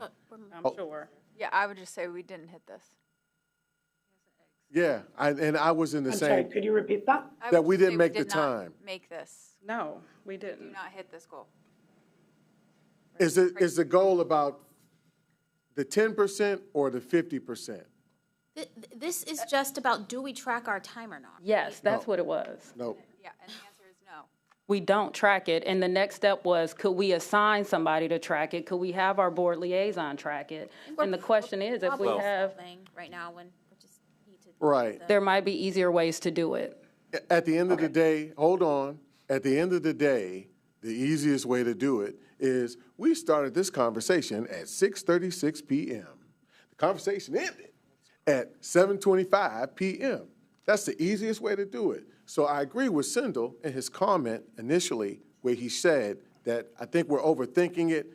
This work seems a little more easier than what we're actually saying it is. And what we want to avoid doing is getting into that space of common pretending. Common pretending is being pretentious about it instead of saying, okay, if this is something that we need to consider as a behavior, a variable of our behavior that demonstrates our committedness to our governance model, then okay, let's figure out how we just keep the time. And it's about that. Again, I think what I'm saying, President Cole, goes deeper than that. It goes to, is it performative or are we really having rich dialogue and discussion? I don't think that one precludes the other, quite honestly. I don't. But President I Cole thank you. and Member Pierce, may I offer 3 quick points? Yes, please. Thank you. The first is I agree with Member Pierce that trying to keep track of time while engaged in the meeting is not ideal. The nice thing is that your board and most boards at this point are live streaming their meetings, which means they're also recorded. And so it can be, the time assessment, the time use analysis can be done after the fact. Thank you. Second, I think Member Pierce makes a really important point that the point of this is not to spend more time on monitoring discussions. The point is to have substantive monitoring discussions that ensure that the district is making progress towards its goals and that we're asking questions as board members that are getting at that. But the flip side is, in order to have some kind of basis for, in your case, 7 board members to align on how is the board doing, there are objective criteria, or at least more objective criteria on this rubric. And that's not to say that that's what matters. It's just to say that there's evidence that boards that invest more of their time monitoring goal progress are boards that actually create conditions for improvement in student outcomes. That's not to say that that correlation is necessarily always going to hold, and it does matter what those conversations are like. So I think this has served an important purpose in terms of highlighting that this is the current state of how things are going. You all make the decision about what to do with that information and what to do next. So that's not for me to say, that is for you as a board to decide, is that something you want to do? But I think it's been valuable to reflect on, is this happening? And if I may summarize, the consensus seems to be, we think so, but we're not sure. And we're definitely not looking at that again. Is that accurate? I think what is accurate is that we all want to ensure that there is substantive conversation around SOF, student outcomes focused dialogue, that we want to ensure that we are accurate to that we want to ensure that we're giving as much time necessary as necessary for us to be equipped to make the best decisions that we can make because we've got the best information possible. And we've had as much deliberative conversation around that at the board table. We've asked and done the inquiry work in advance so that we're prepared to have that conversation. That's where we are. But if part of this requires us to track our time, there's nothing wrong with that. That's where we are. Okay, so President Cole, you're saying that the board is not currently tracking its time. And there seem to be multiple perspectives among board members about what, if anything, to do about that. Is that a good summary? Yes, sir. Thank you.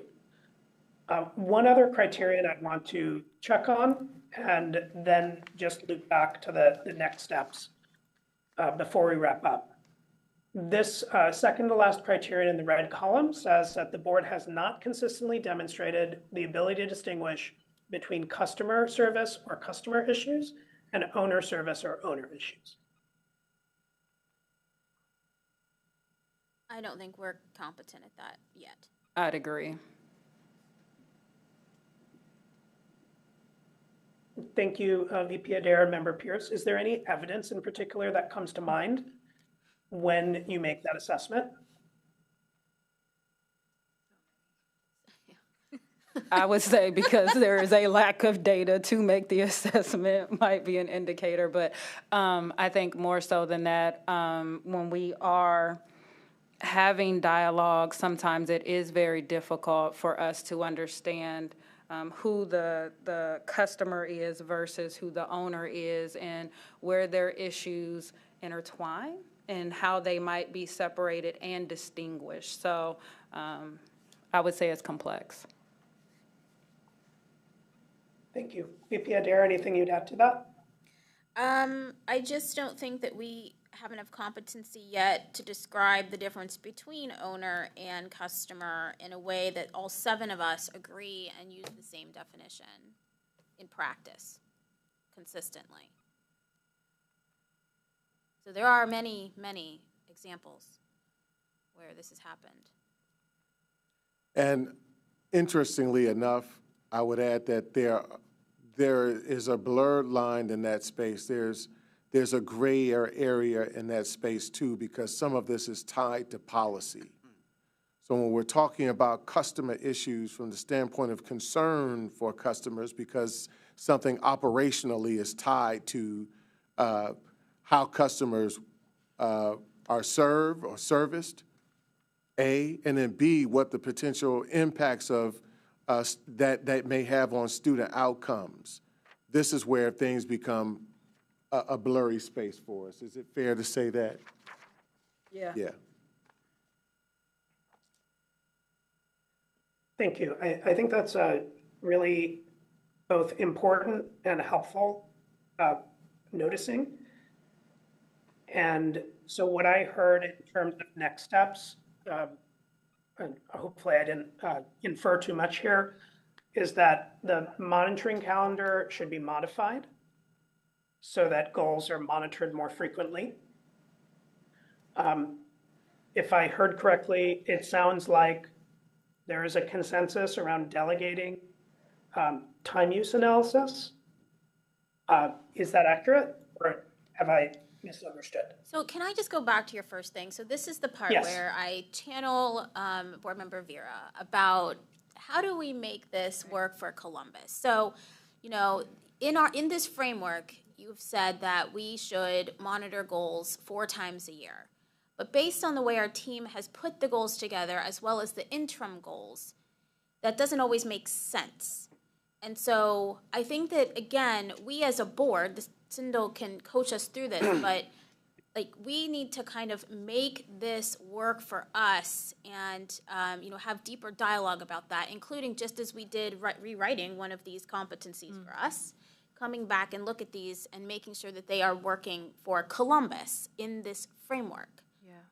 And if I could add to Vice President Adair's point, I think also something for the future board to consider is how do we want to go about really continuing to the training and educational components of SOFG? Because respectfully, you know, I get the intention of tonight, but taking this much time in a board meeting when there's so many things happening right now, I understand the intent, but I think just like we have a monitoring calendar, we should also have these things kind of special meeting, whatever the case may be, so that the community is well in advance aware this will be our sole topic. So we'll be talking about this for 2 hours. But when we tie it into board business on a Wednesday, when we have other, you know, board business to attend, I get the opportunity about learning out loud and being able to hold each other accountable. But personally, this doesn't feel like a good use of our time in this moment. Agreed. I appreciate the reflection. I don't agree, but I appreciate the reflection. Sindel, I noticed you have a check mark next to the board has received monitoring reports in accordance with its monitoring calendar. You didn't ask us about that, but when I completed this information and sent it in to you a few weeks ago, I did put an X there because we haven't always received monitoring reports. We didn't receive one for the Equitable Resources Guardrail from last December, and there's also been other guardrails that we just haven't received reports for, or sometimes we do receive a monitoring report, but then we end up having to reschedule the monitoring session because the report is not ready to go. Thank you, Member Simmons. This is one that I did not spot even after looking at all your assessments. I don't know if the intent of this is that there's been 100% accordance with the monitoring calendar and that every scheduled monitoring report has been received, or if it's something else. So thank you for highlighting that. I'm going to put a question mark on that, which is really about my own understanding of the criterion, and I will get back to all of you. Okay. To Vice President Adair's observation that the interim goals may not allow more frequent monitoring, I think that's a really important observation. And that, again, is a decision for the governing team to decide whether those are interim goals that set up the board to do effective progress monitoring. Because if the frequency of the data is not sufficient, it precludes actually doing any monitoring more often than once or twice a year is what I understood. Well, actually, no, I said the goals, not the interim goals, because we could do those more, and they bring those forward once a year. But I thought it was our goal, like the actual goal itself. I see. This is definitely something, to your earlier point, that the language here is not very clear. Okay. When we talk about a goal being monitored, that means a goal and any of its interim goals. Because goals generally are outcome measures, and so they're really only observable once a year. Monitoring progress on interim goals is a form of monitoring the goals because the interim goals are intended to be predictive.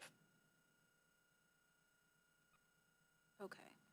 Can those monitoring reports, our monitoring sessions, because I don't want to say a report, could our monitoring sessions also include the opportunity for the board to identify one or more strategies or theories of change, theories of action? In general, a monitoring report will have strategies that the district leadership is using to achieve progress on those goals.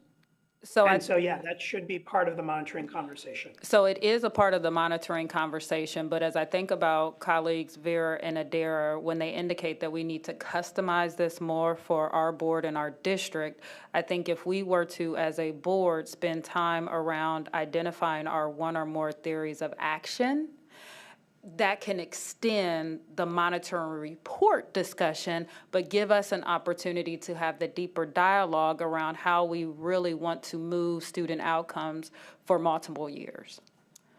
I would also say, to add to that point, Dr. Pierce, I think in the making this model work for Columbus sense, monitoring doesn't necessarily have to mean we're getting a report on the data, as we traditionally have done. Monitoring can also mean, the board members have an opportunity to, come to a matriculation session at one of our schools like we've done before in the past. But, just having those board administration engagements on the goals, I think is important and should happen more frequently than just the current cadence it does. So I think, as Dr. Pierce was kind of echoing, there's kind of other approaches to go about it. I think that's one way. Thank you. I believe I'm over the guided time that President Cole said that you all had for this discussion. So I just want to make sure that we collect the next steps and ideally see if we can come to a consensus of what are the priorities for the next few months. I heard some interest in delegating the time use analysis so that you all have information to evaluate your practice on criteria like those at the top of these three columns to see how much time you actually are spending on monitoring goals. Is that the consensus, or am I Yes. misstating? I don't know, colleagues, because aren't we in November? We have December, we'll have breaks, and we're about to make a decision around next steps for a very different board that will be here in January. So is it possible that you could just give us a high-level executive summary of what our next steps are, and we can work with our colleagues that are here at this board table and the ones that are coming in to prioritize and determine who can be responsible for assisting with those things that we prioritize?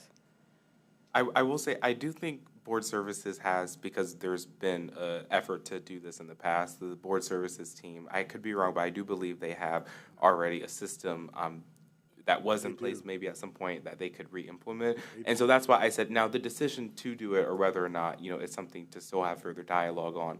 But the reason why I do think in terms of if we decide, it's who the delegation's been done, it just needs to be done again, so to speak. So I guess I was just referring to all the next steps, not just the time delegation. You all want the to next say steps. maybe we can talk about this. So we're lower this in the order of priority because that's what we're doing right now is we're prioritizing the next steps. That's So it. okay. So Sindel, it sounds like we'd like to lower this to the bottom of our priority. But what I'm asking, is it appropriate for us right now to prioritize these items when the board will be very different of in the items? January? I'm sorry. I thought you just meant the time. Hold on, so everybody, hold on, and I thank you, everybody, for their ideas and responses. I think for the sake of this board's reflection, which this is a process of, we prioritize, and then at this point, this is something that could be forwarded or shared to the future board in a way that you all can deliberate and discuss and decide from there. But for the sake of our reflection in this moment, we're giving ourselves an earnest opportunity to pay forward to the future board what it is we think is best. I agree that at this point in time, we do have a process in place where board services is helping us keep time. Maybe that's something lower on the list, but let's walk through what those other considerations are so that we can move forward. So Thanks, President Cole. Can I just pop in here go ahead. about the time? So we did have a process. Board Services was doing it. We tried a couple times to do the evaluation of the time. Where we all got stuck, for those of you that were here, was that we disagreed with the way that we were being accounted for the time. We felt that some of the topics we were talking about were actually linked to student outcomes, and the framework was too strict. So we kind of stopped doing it because we disagreed with it. So I think that fundamentally, the new board, because we aren't going to have time, this one, needs to figure out what we want to do in terms of the monitoring. I think what we have agreed on as consensus is what's working for us is the reports that we're getting and how we're doing that with our administration. But any further thing that is in this framework, we really need to talk about, does it work for Columbus and what do we need out of it? And I don't think that this board can do that. I think this board can set up the things that we know have worked and the whys, and looking at like the monitoring calendar and understanding more now about what counts and what doesn't count, and things that are a little bit more technical. But there's a lot more of this framework that, we disagreed with, we didn't really have great coaching on, and we ended up quitting it. And so that's the truth of it. And so I think we need to come back and relearn why it was valuable, or talk about how we make it for Columbus. I do find value in just that metric of accountability that we're trying to demonstrate that we are discussing meaningfully. The goals and guardrails that we have spent a lot of time on. But this one is hard because I remember what we got stuck on. So I don't think just saying we can start counting our time, or the board can be given the time. That's the other thing. If they're doing it, we don't see it. I don't know what we're doing with it. But I just, for this one, for me, this one is not the biggest priority, which has already been said. I will say, since we're getting into the value of it, I do think it's valuable. It would be valuable to me to see, yes, what we're spending our time on, but it's not necessarily valuable to me to attempt to align that to a certain governing models rubric, so to speak. Not necessarily so. But I do think it sounds like the colleagues, there is consensus that this is at the bottom of our priority list, and we could maybe go on to the next items. Yes, Sindel, is there a way that you can show us again what priorities you've kept track of or you have note of, so we could, I'm a visual learner, so we could see those? Yep. So from the first competency, there was a suggestion to re-engage the community, students, and staff around the vision and goals. From the second competency, there was an interest in engaging the community about values more intentionally and proactively, assessing alignment of the values with the existing guardrails, and adopting interim guardrails and making them publicly visible. And then from this competency we've just been discussing, there were a number of ideas of possible next steps around the monitoring calendar, adjusting board meetings to incorporate future evaluations. What I've understood is that ensuring the board can see the time use analysis, and then another point of building the board's understanding of customer issues versus owner issues. And I take your point, Member Pierce, about perhaps coming back to this. In my experience, this step is really a decision step. It's not really an analysis step. And it's much faster if the board does it when the evaluation conversation is fresh in everyone's mind. Are there one or two next steps here that stand out as being priorities for the next quarter? So Sindel, do you also have a copy of the monitoring calendar? Mr. Williams, did he get that copy of that? Because again, I think it's a disservice to lay out what priorities and actions are, given that it is November. Do we have another monitoring report coming up, Mr. Williams? I gave you my calendar. We need to realistically think about what this board can achieve and what's the purpose. I think right now we should literally pat ourselves on the backs that we have completed our evaluation. Good job, board and colleagues. Like we've completed the evaluation. I don't think there is anything wrong in saying that as a next step, we will move forward and prioritize some of the potential next steps. I don't see why we have to prioritize right now and do this. Sindel, and I'm speaking from a particular mindset here. I'm speaking from the mindset of from our reflective perspective, from our reflection perspective, coming from our reflection perspective.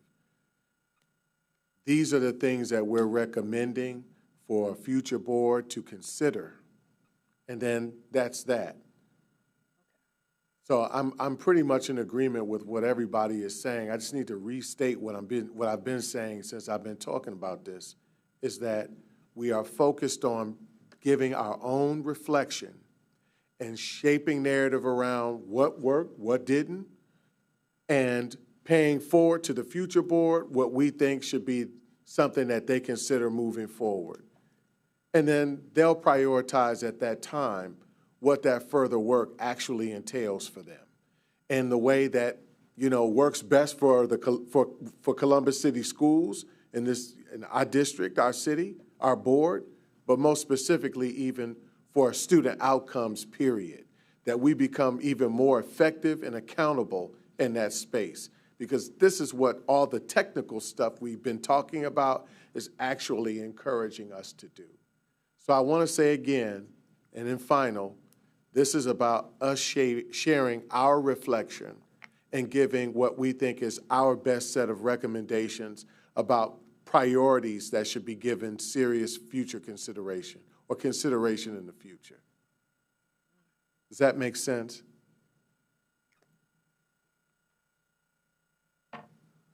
Sorry, President Yes, Cole, are you so- asking me? Yes, sir. And anyone else, but yeah. Yes, sir. You specifically, Well, Coach. I think that was a really good reminder of why to do this work. You're doing this work so that your ongoing governance creates the conditions to improve student outcomes. That is the only purpose of doing this evaluation. The mechanism by which that will actually happen is by an intentional choice on the part of the board, whether the current board or a future board, to change some of the current practices. So it is your decision, of course, and you can decide both what to prioritize and when you want to take that on.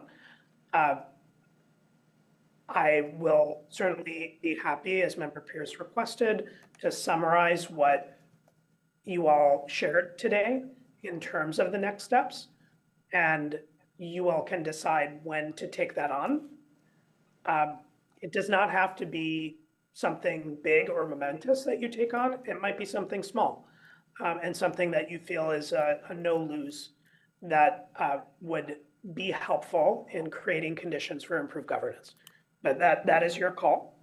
So if you'd like me to, I can write that all down, and you all can decide when and how to take action. Yes, please, and I thank you for that. Great. I will do that. All right. Thank you so much, Sendel, for joining us again this evening and providing, giving us the opportunity to have a substantive dialogue. And it's, the beauty of this conversation today is, one, that we can demonstrate amongst each other and to our viewing community that we take our work seriously, that we do have a governance model in play, that we're learning and growing alongside it, and that we're committed to the outcomes of students in the process.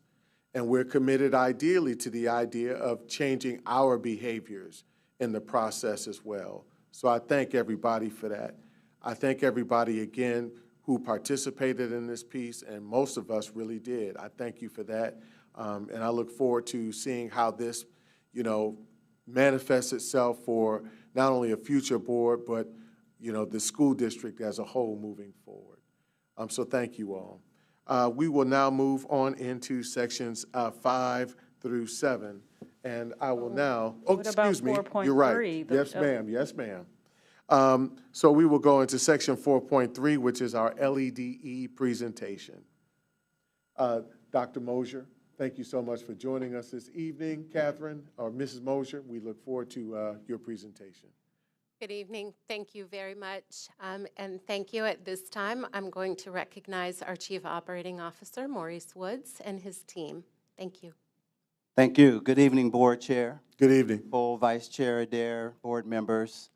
I want to acknowledge Auditor O'Connor as well as Treasurer Ryan, because they've had some input into the conversation that we're having today. So I just wanted to call that out, Ryan Cook, respectfully. So today, Maurice Woods, Chief Operating Officer, really excited to co-present with my Director of Purchasing, Anthony DiGirolamo, and our new LED Coordinator, Dwayne Parks. I'm really appreciative of this opportunity to talk a little bit about our local economically disadvantaged enterprise. We'll call it LEDE throughout the majority of this presentation. We're here today to talk a little bit about slide 2. We want to talk a little bit about kind of the role that LED plays in our economy, and then we'll go into some of the data. We're on slide 2, please. Got it. I want to talk a little bit about the role that LEDE plays in our economy. We think that it's important that we recognize that as Columbus continues to grow, CCS must fulfill our mission to serve students and prepare them for jobs and leadership in the future. But also, we need to figure out how to help build and grow our local economy, which will help strengthen our tax base. Just as the city is innovating to stand out on the national stage, we believe that we can leverage our LEDE program with the purpose to expand opportunities for all LEDEs. This work aligns with board guardrail, align resources equitably, and we do that by having a 20% aspirational goal for all local businesses, for all local business participation. I believe that if we're successful, we will and we can surpass that goal.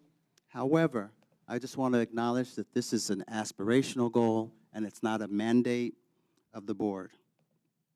I also want to take this opportunity, if there's any vendors that may be watching this presentation or maybe watch it in the future. Our success is dependent on the number of LED vendors that we have certified. So if you are not certified with Chicago or with Columbus City Schools, excuse me, I would implore you to really reach out to us and help us help you become part of this ecosystem.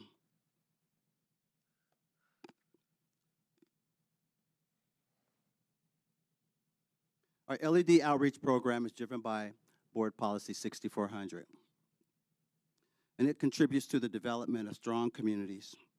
There are a few important areas that I would like to call out. Our local vendor engagement is informed by a race and gender neutral policy. We have no set-aside programs specific to any race or gender. In the state of Ohio, it is actually illegal to discriminate based on race and gender in vendor practices for state and local government contracts.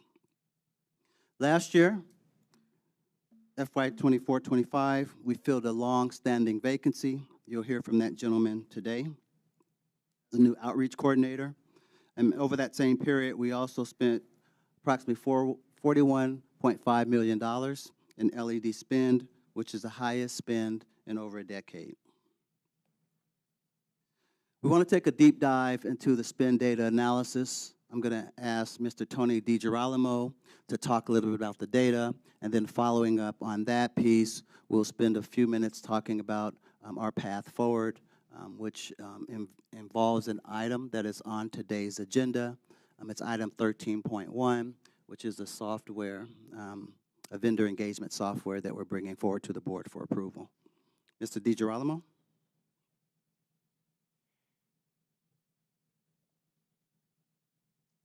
Thank you, Maurice. Good evening, Board President Cole, Vice President Adair, and board members. This data was distributed to the board on the weekly report, August 25th to 29th. This particular slide shows the spend dating back to 2013. The blue bar chart shows our total dollar spend, and the orange line chart shows our LED percentage by year. The district spent $41.5 million with LED vendors in fiscal year 2025. That was the highest dollar spend dating back to at least 2013. The district's LED percentage in 2025 was 17.9%. That was the highest since FY18 and was up from 14.8% in 2024. We've had 4 consecutive years of LED growth, both as a dollar figure and as a percentage. So while we're not quite to the board, the district is making progress in this area. This next slide shows year-over-year comparison for local and LED spend, FY25 versus FY24. The district's LED spend increased by $11 million from FY25 to FY24, an increase of 37%. Primary LED spend was $26 million in FY25. This was roughly a $10 million increase compared to 2024, or a 67% increase. This number is particularly important because it's systematically tracked by our ERP system, Tyler Munis, and it's not reliant on departments or vendor data like subcontractor spend is. The district spent $71 million with businesses within Franklin County. This includes both registered LED vendors, but also vendors that are not registered LED vendors that have a Franklin County zip code. So 31% of the district's controllable spend dollars were spent in Franklin County in FY25. This is an increase of $19 million over FY24, or 37%.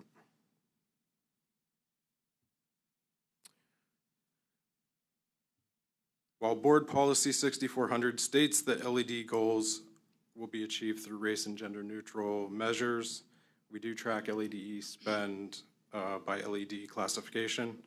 However, Mr. Woods mentioned, no business decisions are based on these categories, and we do not have any set-aside programs. Through our competitive procurement process, the district spent $21.7 million, or 52% of total LEDE spend with Caucasian-owned businesses. $15.9 million was spent with African-American businesses, or 38% of total LEDE spend. $1.7 million was spent with Hispanic businesses, or 4% of total LEDE spend.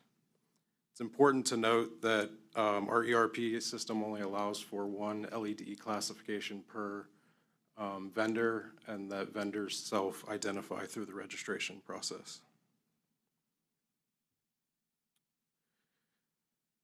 This slide shows a 3-year trend of LED spend by classification. It goes chronologically from top to bottom.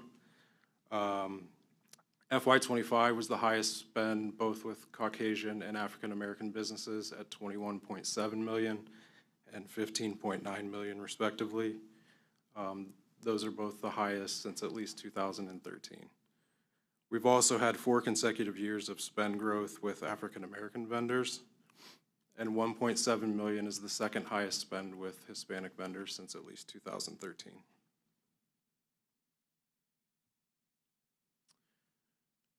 This slide shows top performing departments. As you can see on the bar chart there, multiple departments surpassed the 20% board goal. Operations as a whole spent $35 million with LEDE vendors, which was accounted for 84% of the district's FY25 LEDE spend. Overall operations LEDE percentage was 21%, so as a whole, they surpassed the board's goal. Diving deeper into that department, capital improvements spent $25 million with LEDE vendors, which was 61% of the district's LEDE spend, while only accounting for 35% of controllable spend. With that, I'll pass it back to Maurice Woods to discuss some of the challenges or opportunities the LEDE program has faced. Thank you, Mr. DiGirolamo. That concludes our data dive. Want to talk a little bit about some of the challenges that we have as we look to identify our path forward. On the slide in front of you, we acknowledge that we have experiencing some challenges that have impacted the program. It's impacted the program's effectiveness, including manual processes, some turnover, and some concerns that have been shared with us. I would like to call out that in the areas of manual processes and data and key performance indicators, these were identified in a March internal audit as high-risk items, and the path forward really looks to address those items. So I want to applaud you, O'Connor, for partnering with us and providing that audit and those findings to us so that we can improve those. The response to the identified challenges of those audit risks that I just had on the slide previous to this, it really requires an emphasis on sustainability, data-driven decision-making, and transparency. This slide outlines some of the pillars of our approach to directly respond to those challenges and to those audit risks to enable a sustainable program. We want to start with a new contract for a familiar software solution that digitizes and automates multiple critical requirements. This system has a robust return on investment, and it does that by automating a vast portion of our processes and provides real-time data that we can report out to you, the board, in our community more frequently and more accurately. An investment in LEDE, as I mentioned earlier, aligns with our board guardrails, which are based on community values, et cetera. I would like to introduce Dwayne Parks, our outreach coordinator, to talk a little bit about how we will accomplish some of this work moving forward. Thank you. Thank you. Good evening, President Cole, Vice President Adair, board members. So this slide speaks to the software system that was decommissioned and we're proposing to bring back online, which is referred to as B2G Now. So there are 4 modules that we're going to bring online. The first is outreach and events. This module allows for targeted campaigns for effective vendor tracking. It tracks things like the number of people registered, how many people viewed the event, and attendance. Hello? Can you hear me? Okay. And attendance. So this system will provide the analytics and measure the success of the program. The second module, which is online vendor application and certification management, it automates and simplifies the certification application process, cuts manual work for the staff and vendors. The third module, which is the spend analysis module, this provides detailed insights into expenditures by matching financial data with certified vendor information. It will allow CCS to report numbers more efficiently and more accurately. The final module that we're going to bring forth is the contract compliance module. It enables comprehensive real-time tracking of contract performance and subcontractor participation. Having this system will allow CCS to connect with other local users who also use B2G Now and be able to share information through the B2G ecosystem. Last but not least, it will reduce the amount of cyber risk because data is being uploaded into a secure system, which should cut down on the spamware, which we've been having a lot of that issues lately. You can find additional details about the B2G Now system in Appendix 1.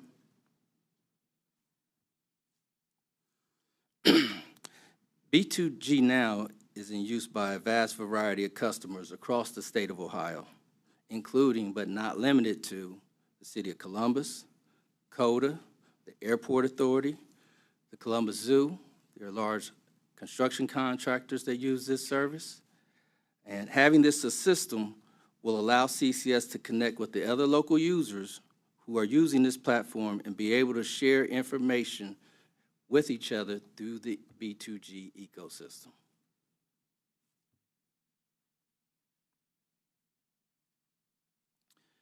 So per Board Policy 6450, one of the things we're doing is we created an outreach program committee.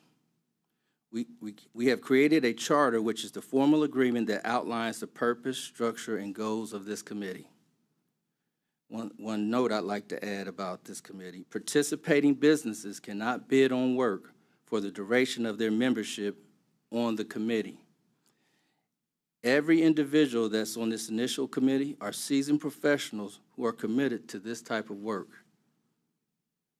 Charters have been signed by all participating organizations, and the first meeting is planned for Friday, November the 14th.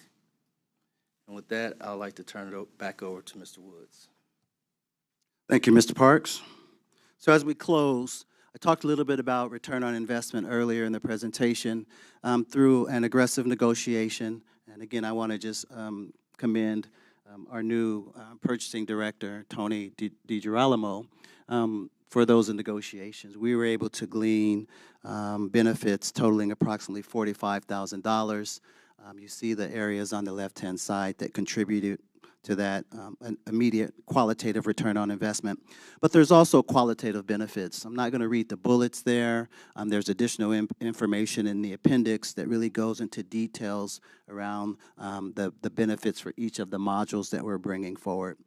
It's a significant investment return for this software that will help us execute on our action plan, which is divided into short, medium, and long-term items.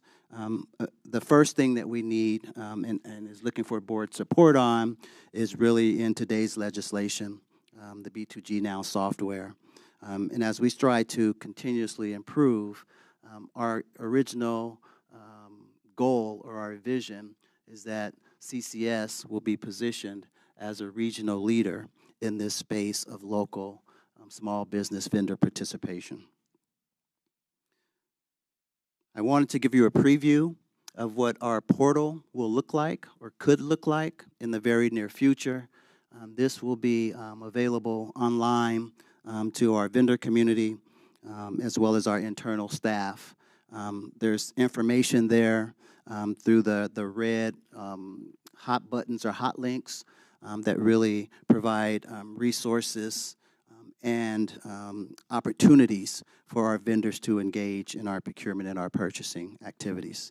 I do want to provide one immediate upcoming event update that I'm really excited to share with the board. We have been working closely over the last couple of weeks with our partners, the city, Columbus City, to do a joint vendor outreach event. That event is targeted for December, early December. I think we're still finalizing the date. As of this point, we've narrowed down the locations for this event.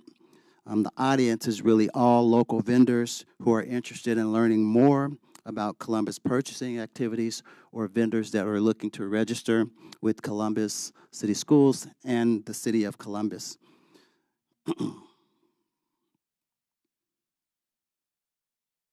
want to thank you for allowing us the opportunity to present this information.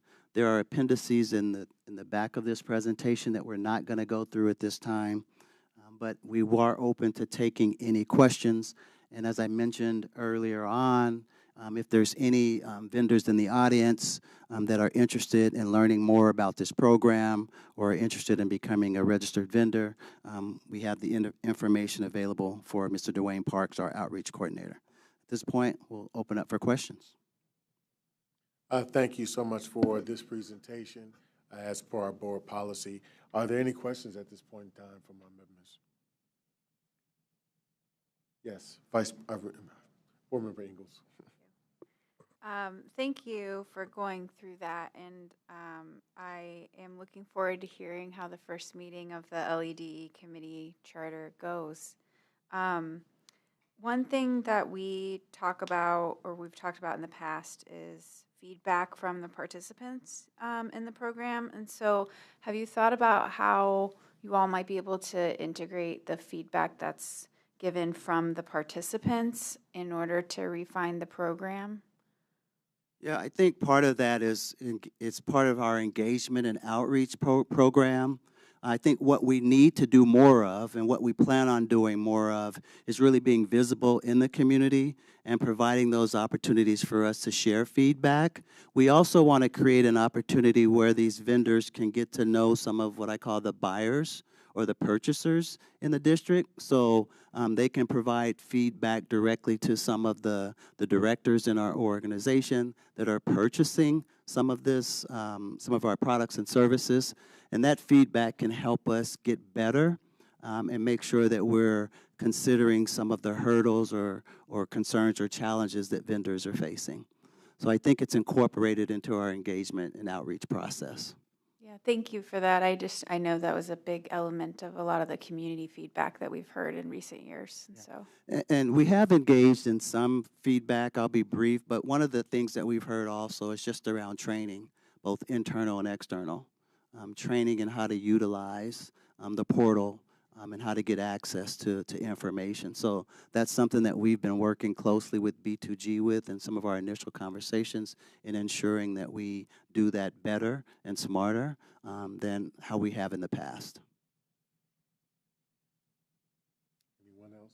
Dr. Pierce. This is a comment that kind of goes along with your statement that you just made about training. So in my research on this particular software, there are components that our internal auditor and his team will be able to use, as well as components that our treasurer and his team will be able to use. And so it's my sincere request, directive, hope, but more of a directive that really you all are working together to implement this software, that you are going through the trainings together, that all the teams are in those trainings and understand how to use this.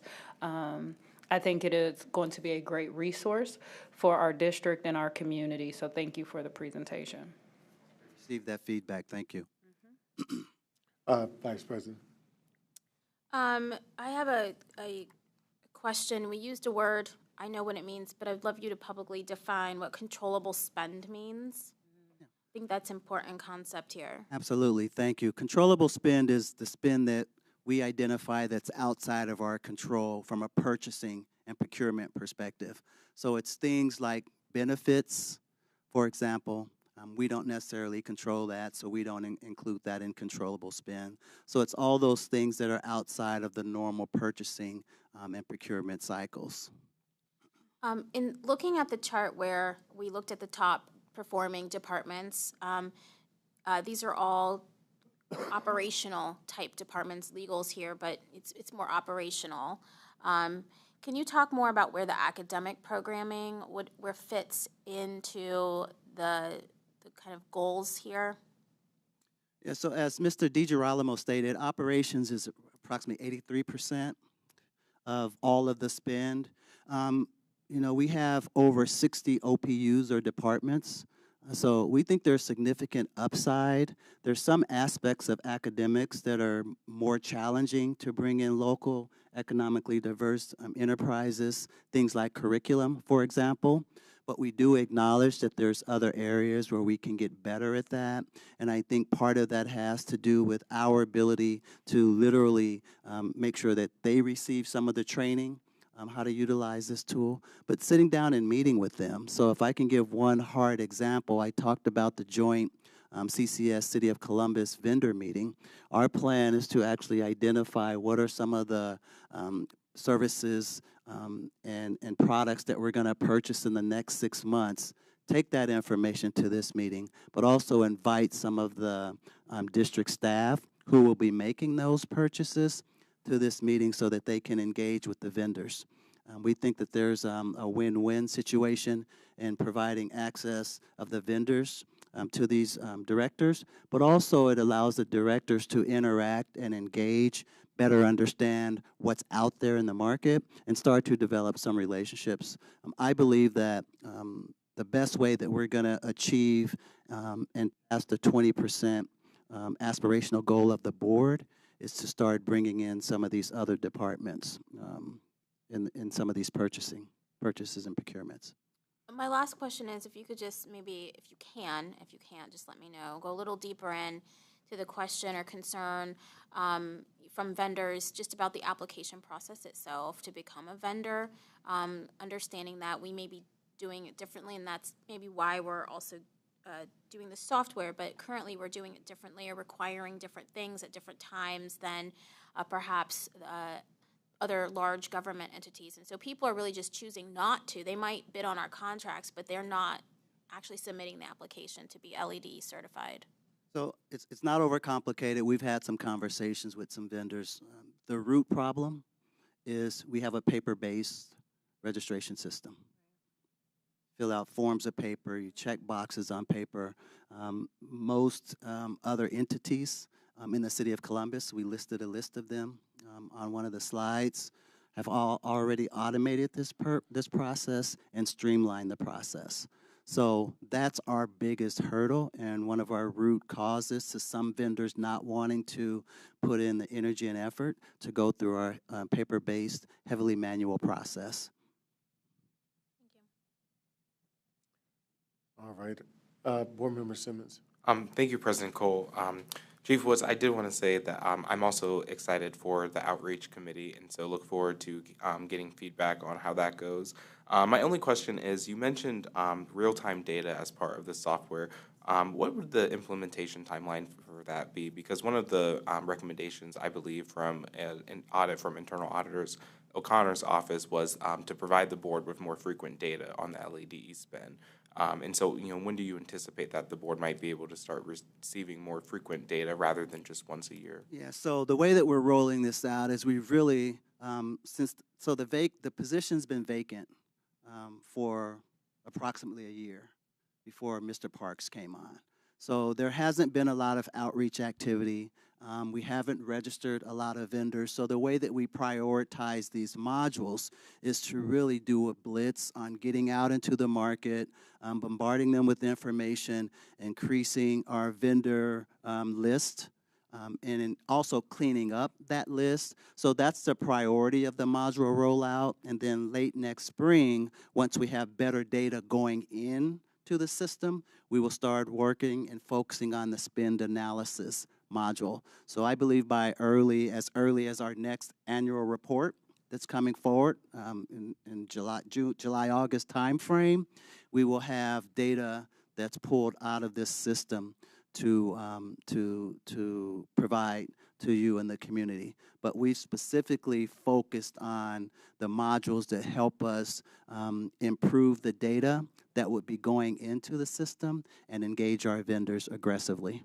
Okay, thank you. And then just my last question would be, you know, you did mention the position vacancy a few times in the report and then just now. Is there a succession planning in place to ensure that, you know, the next time that does occur that we're not running into the same challenges, you know, so we met an obstacle, but now is a learning experience? Well, I appreciate the question. Through the chair, I really appreciate the question. I think there's two pieces of that. One is I think that the opportunity to automate these processes minimizes the risk that if someone leaves, that knowledge walks out the door with them. It's harder for somebody to be able to pick it up. So I think the automation of the processes and the system minimizes some of that risk. I also believe that over time, as the board sees the value of what LEDE does for the district and for the community, I would anticipate that we may want to think about at some point bringing in a junior level resource to create some type of succession plan in that department. In the districts that I've seen that have done this extremely well, they started off very similar to us, one individual. We bring in the system or the tool, and then over time, there's so much value that's added to this role and this function that they usually bring in a junior assistant to support this work. Thank you. And then just my last question to clarify the information that was provided. We did use the B2G software once before, correct? That's correct. But the reason we stopped using it is because it wasn't maintained. I thought from the information that was provided, the reason we stopped using it is because of the staffing vacancy, created a situation where no one was there to make sure the district maintained its contract. So we weren't here when the product was decommissioned, but what we identified is that there was some transition, including the vacant role. There was a move of the function to a different division, different department.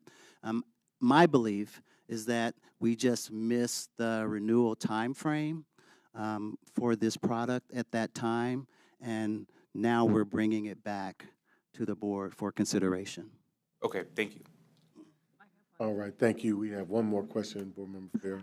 Thank you, Mr. Woods, for this presentation. I just wanted really quickly on the outreach committee that has been formed. Maybe I missed this, but exactly how were these organizations selected? Did organizations apply to be a part of this? Are they appointed?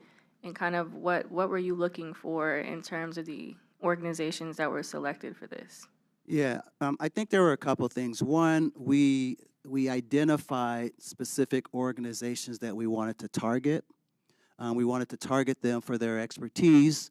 We also wanted to target them for potential opportunities to partner and share best practices as we move forward. So we really reached out to a lot of these organizations and engaged them and recruited them to be part of this inaugural committee meeting. And just as a point of clarification, was there a reason why we went with that strategy versus opening an application for organizations to submit to be a part of this? Just wanting to get understanding. Yeah, I think some of it was around sense of urgency. I definitely think that going forward, we could refine the process of how we get these agencies on board. But we really feel like we're in a position where we're, in some regards, playing catch up. So we're trying to expedite a lot of this work so that we can stand up the foundation so that we can really get to the value-added work. Yeah, I appreciate the work that's gone into this, and certainly as you continue to modify the committee structure, because I do believe there are some key players missing from this list, especially when we think about the data that you showed us in terms of who our vendors are. it's not quite reflected in terms of who's a part of these participating organizations. So when we talk about LEDE and we talk about community engagement, and yet we have a lot of representation that's missing from this committee list, it is a bit concerning just from that lens. However, I recognize it's a starting point, it's not the be-all, but just something to think about as we think about what partners are missing from this list, because I think if we're gonna go to the community and we're saying that we're trying to figure out how to be more intentional, and yet we're coming out of the gate with quite a few entities that are big players in this community, and they are not a part of this list. Through the chair, if I may ask if there's any recommendations that you would like to share, and this is to all board members, please feel free to push those forward. I mean, I think that we don't necessarily want to cap this committee. I think different perspectives can add value to it, so please feel free to share that information and we'll reach out. Thank you. Yep, the expectation is there. Just a reminder, though, that, right, Mr. Woods, that participants on this cannot then bid, right? Correct. It's conflict. Yes. So we have to be mindful of that. And will somebody be tracking that? Because a couple of these names, I just want to make sure that that really is a process that we will be monitoring. Yeah, we'll be monitoring it, and they actually have to sign basically sign an agreement recognizing and kind of letting us know that they realize that they cannot bid on this work, and then we'll track it on our side. All right, thank you so much for the presentation. Thank Good you. job, team. Thank you, Ms. Mosier. All right, with that, we are concluded. We will go into section 5 through 7.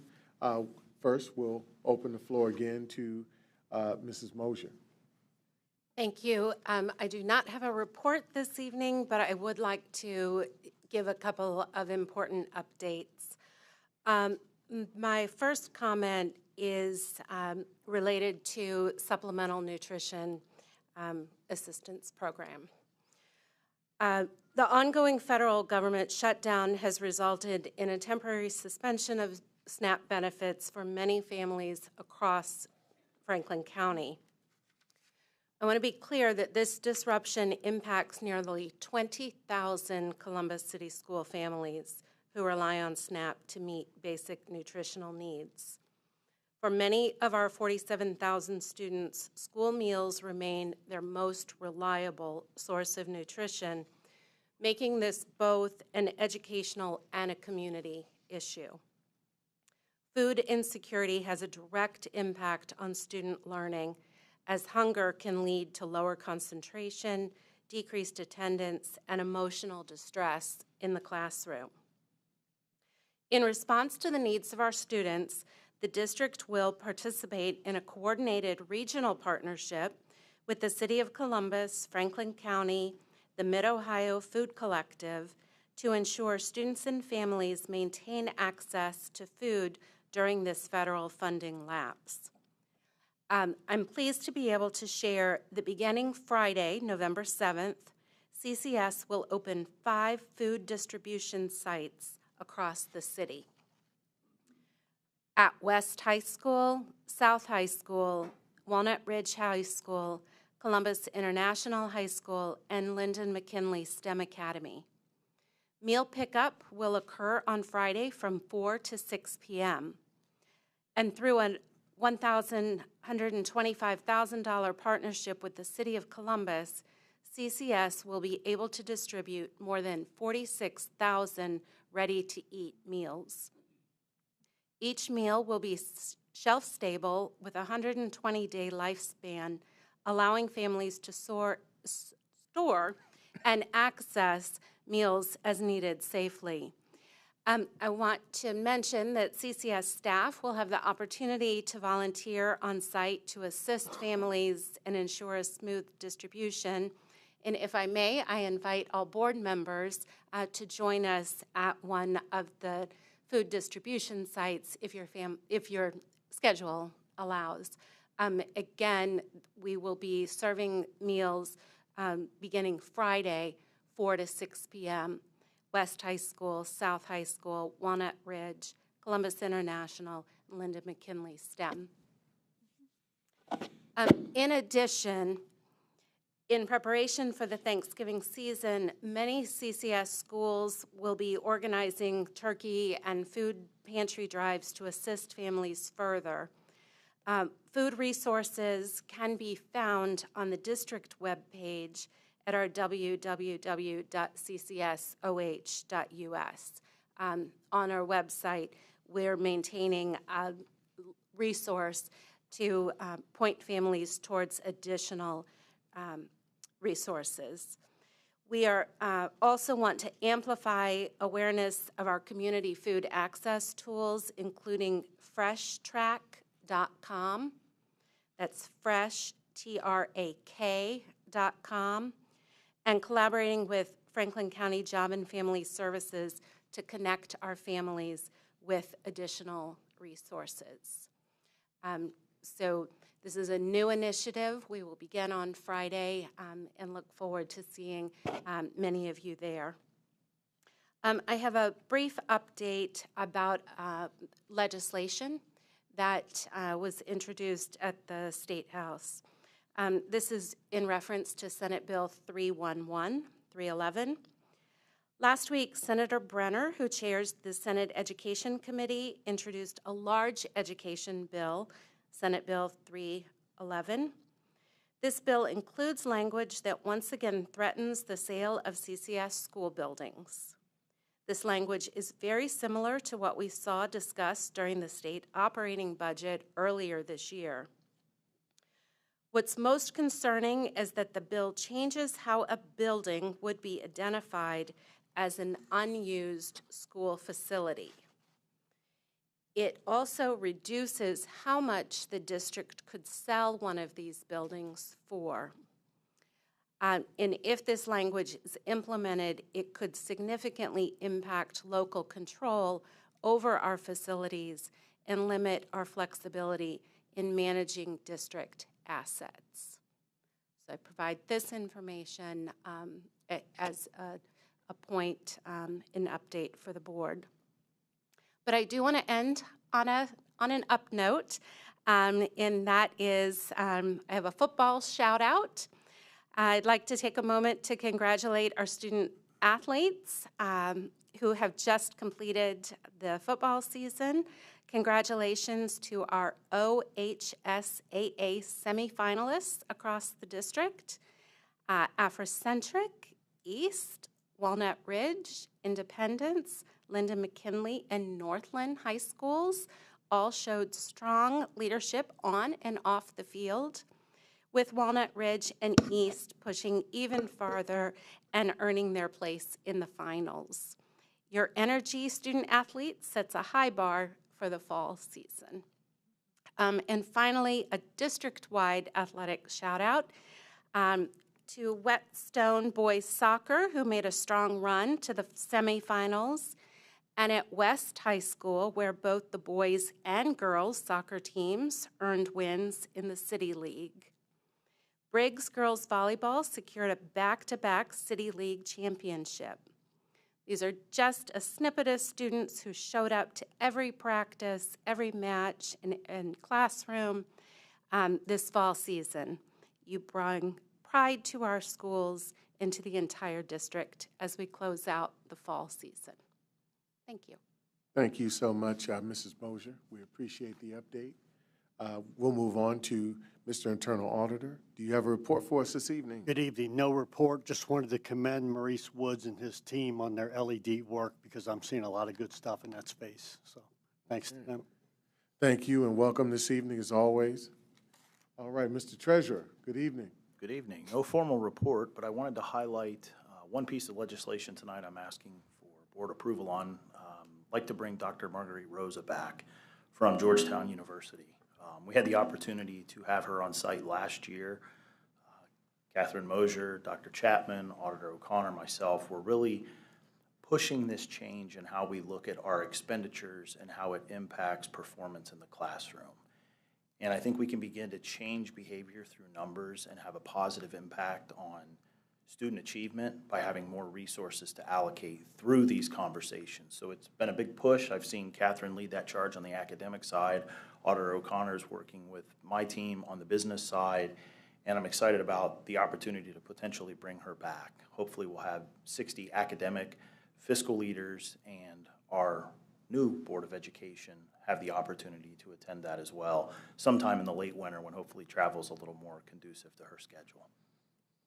Okay, all right.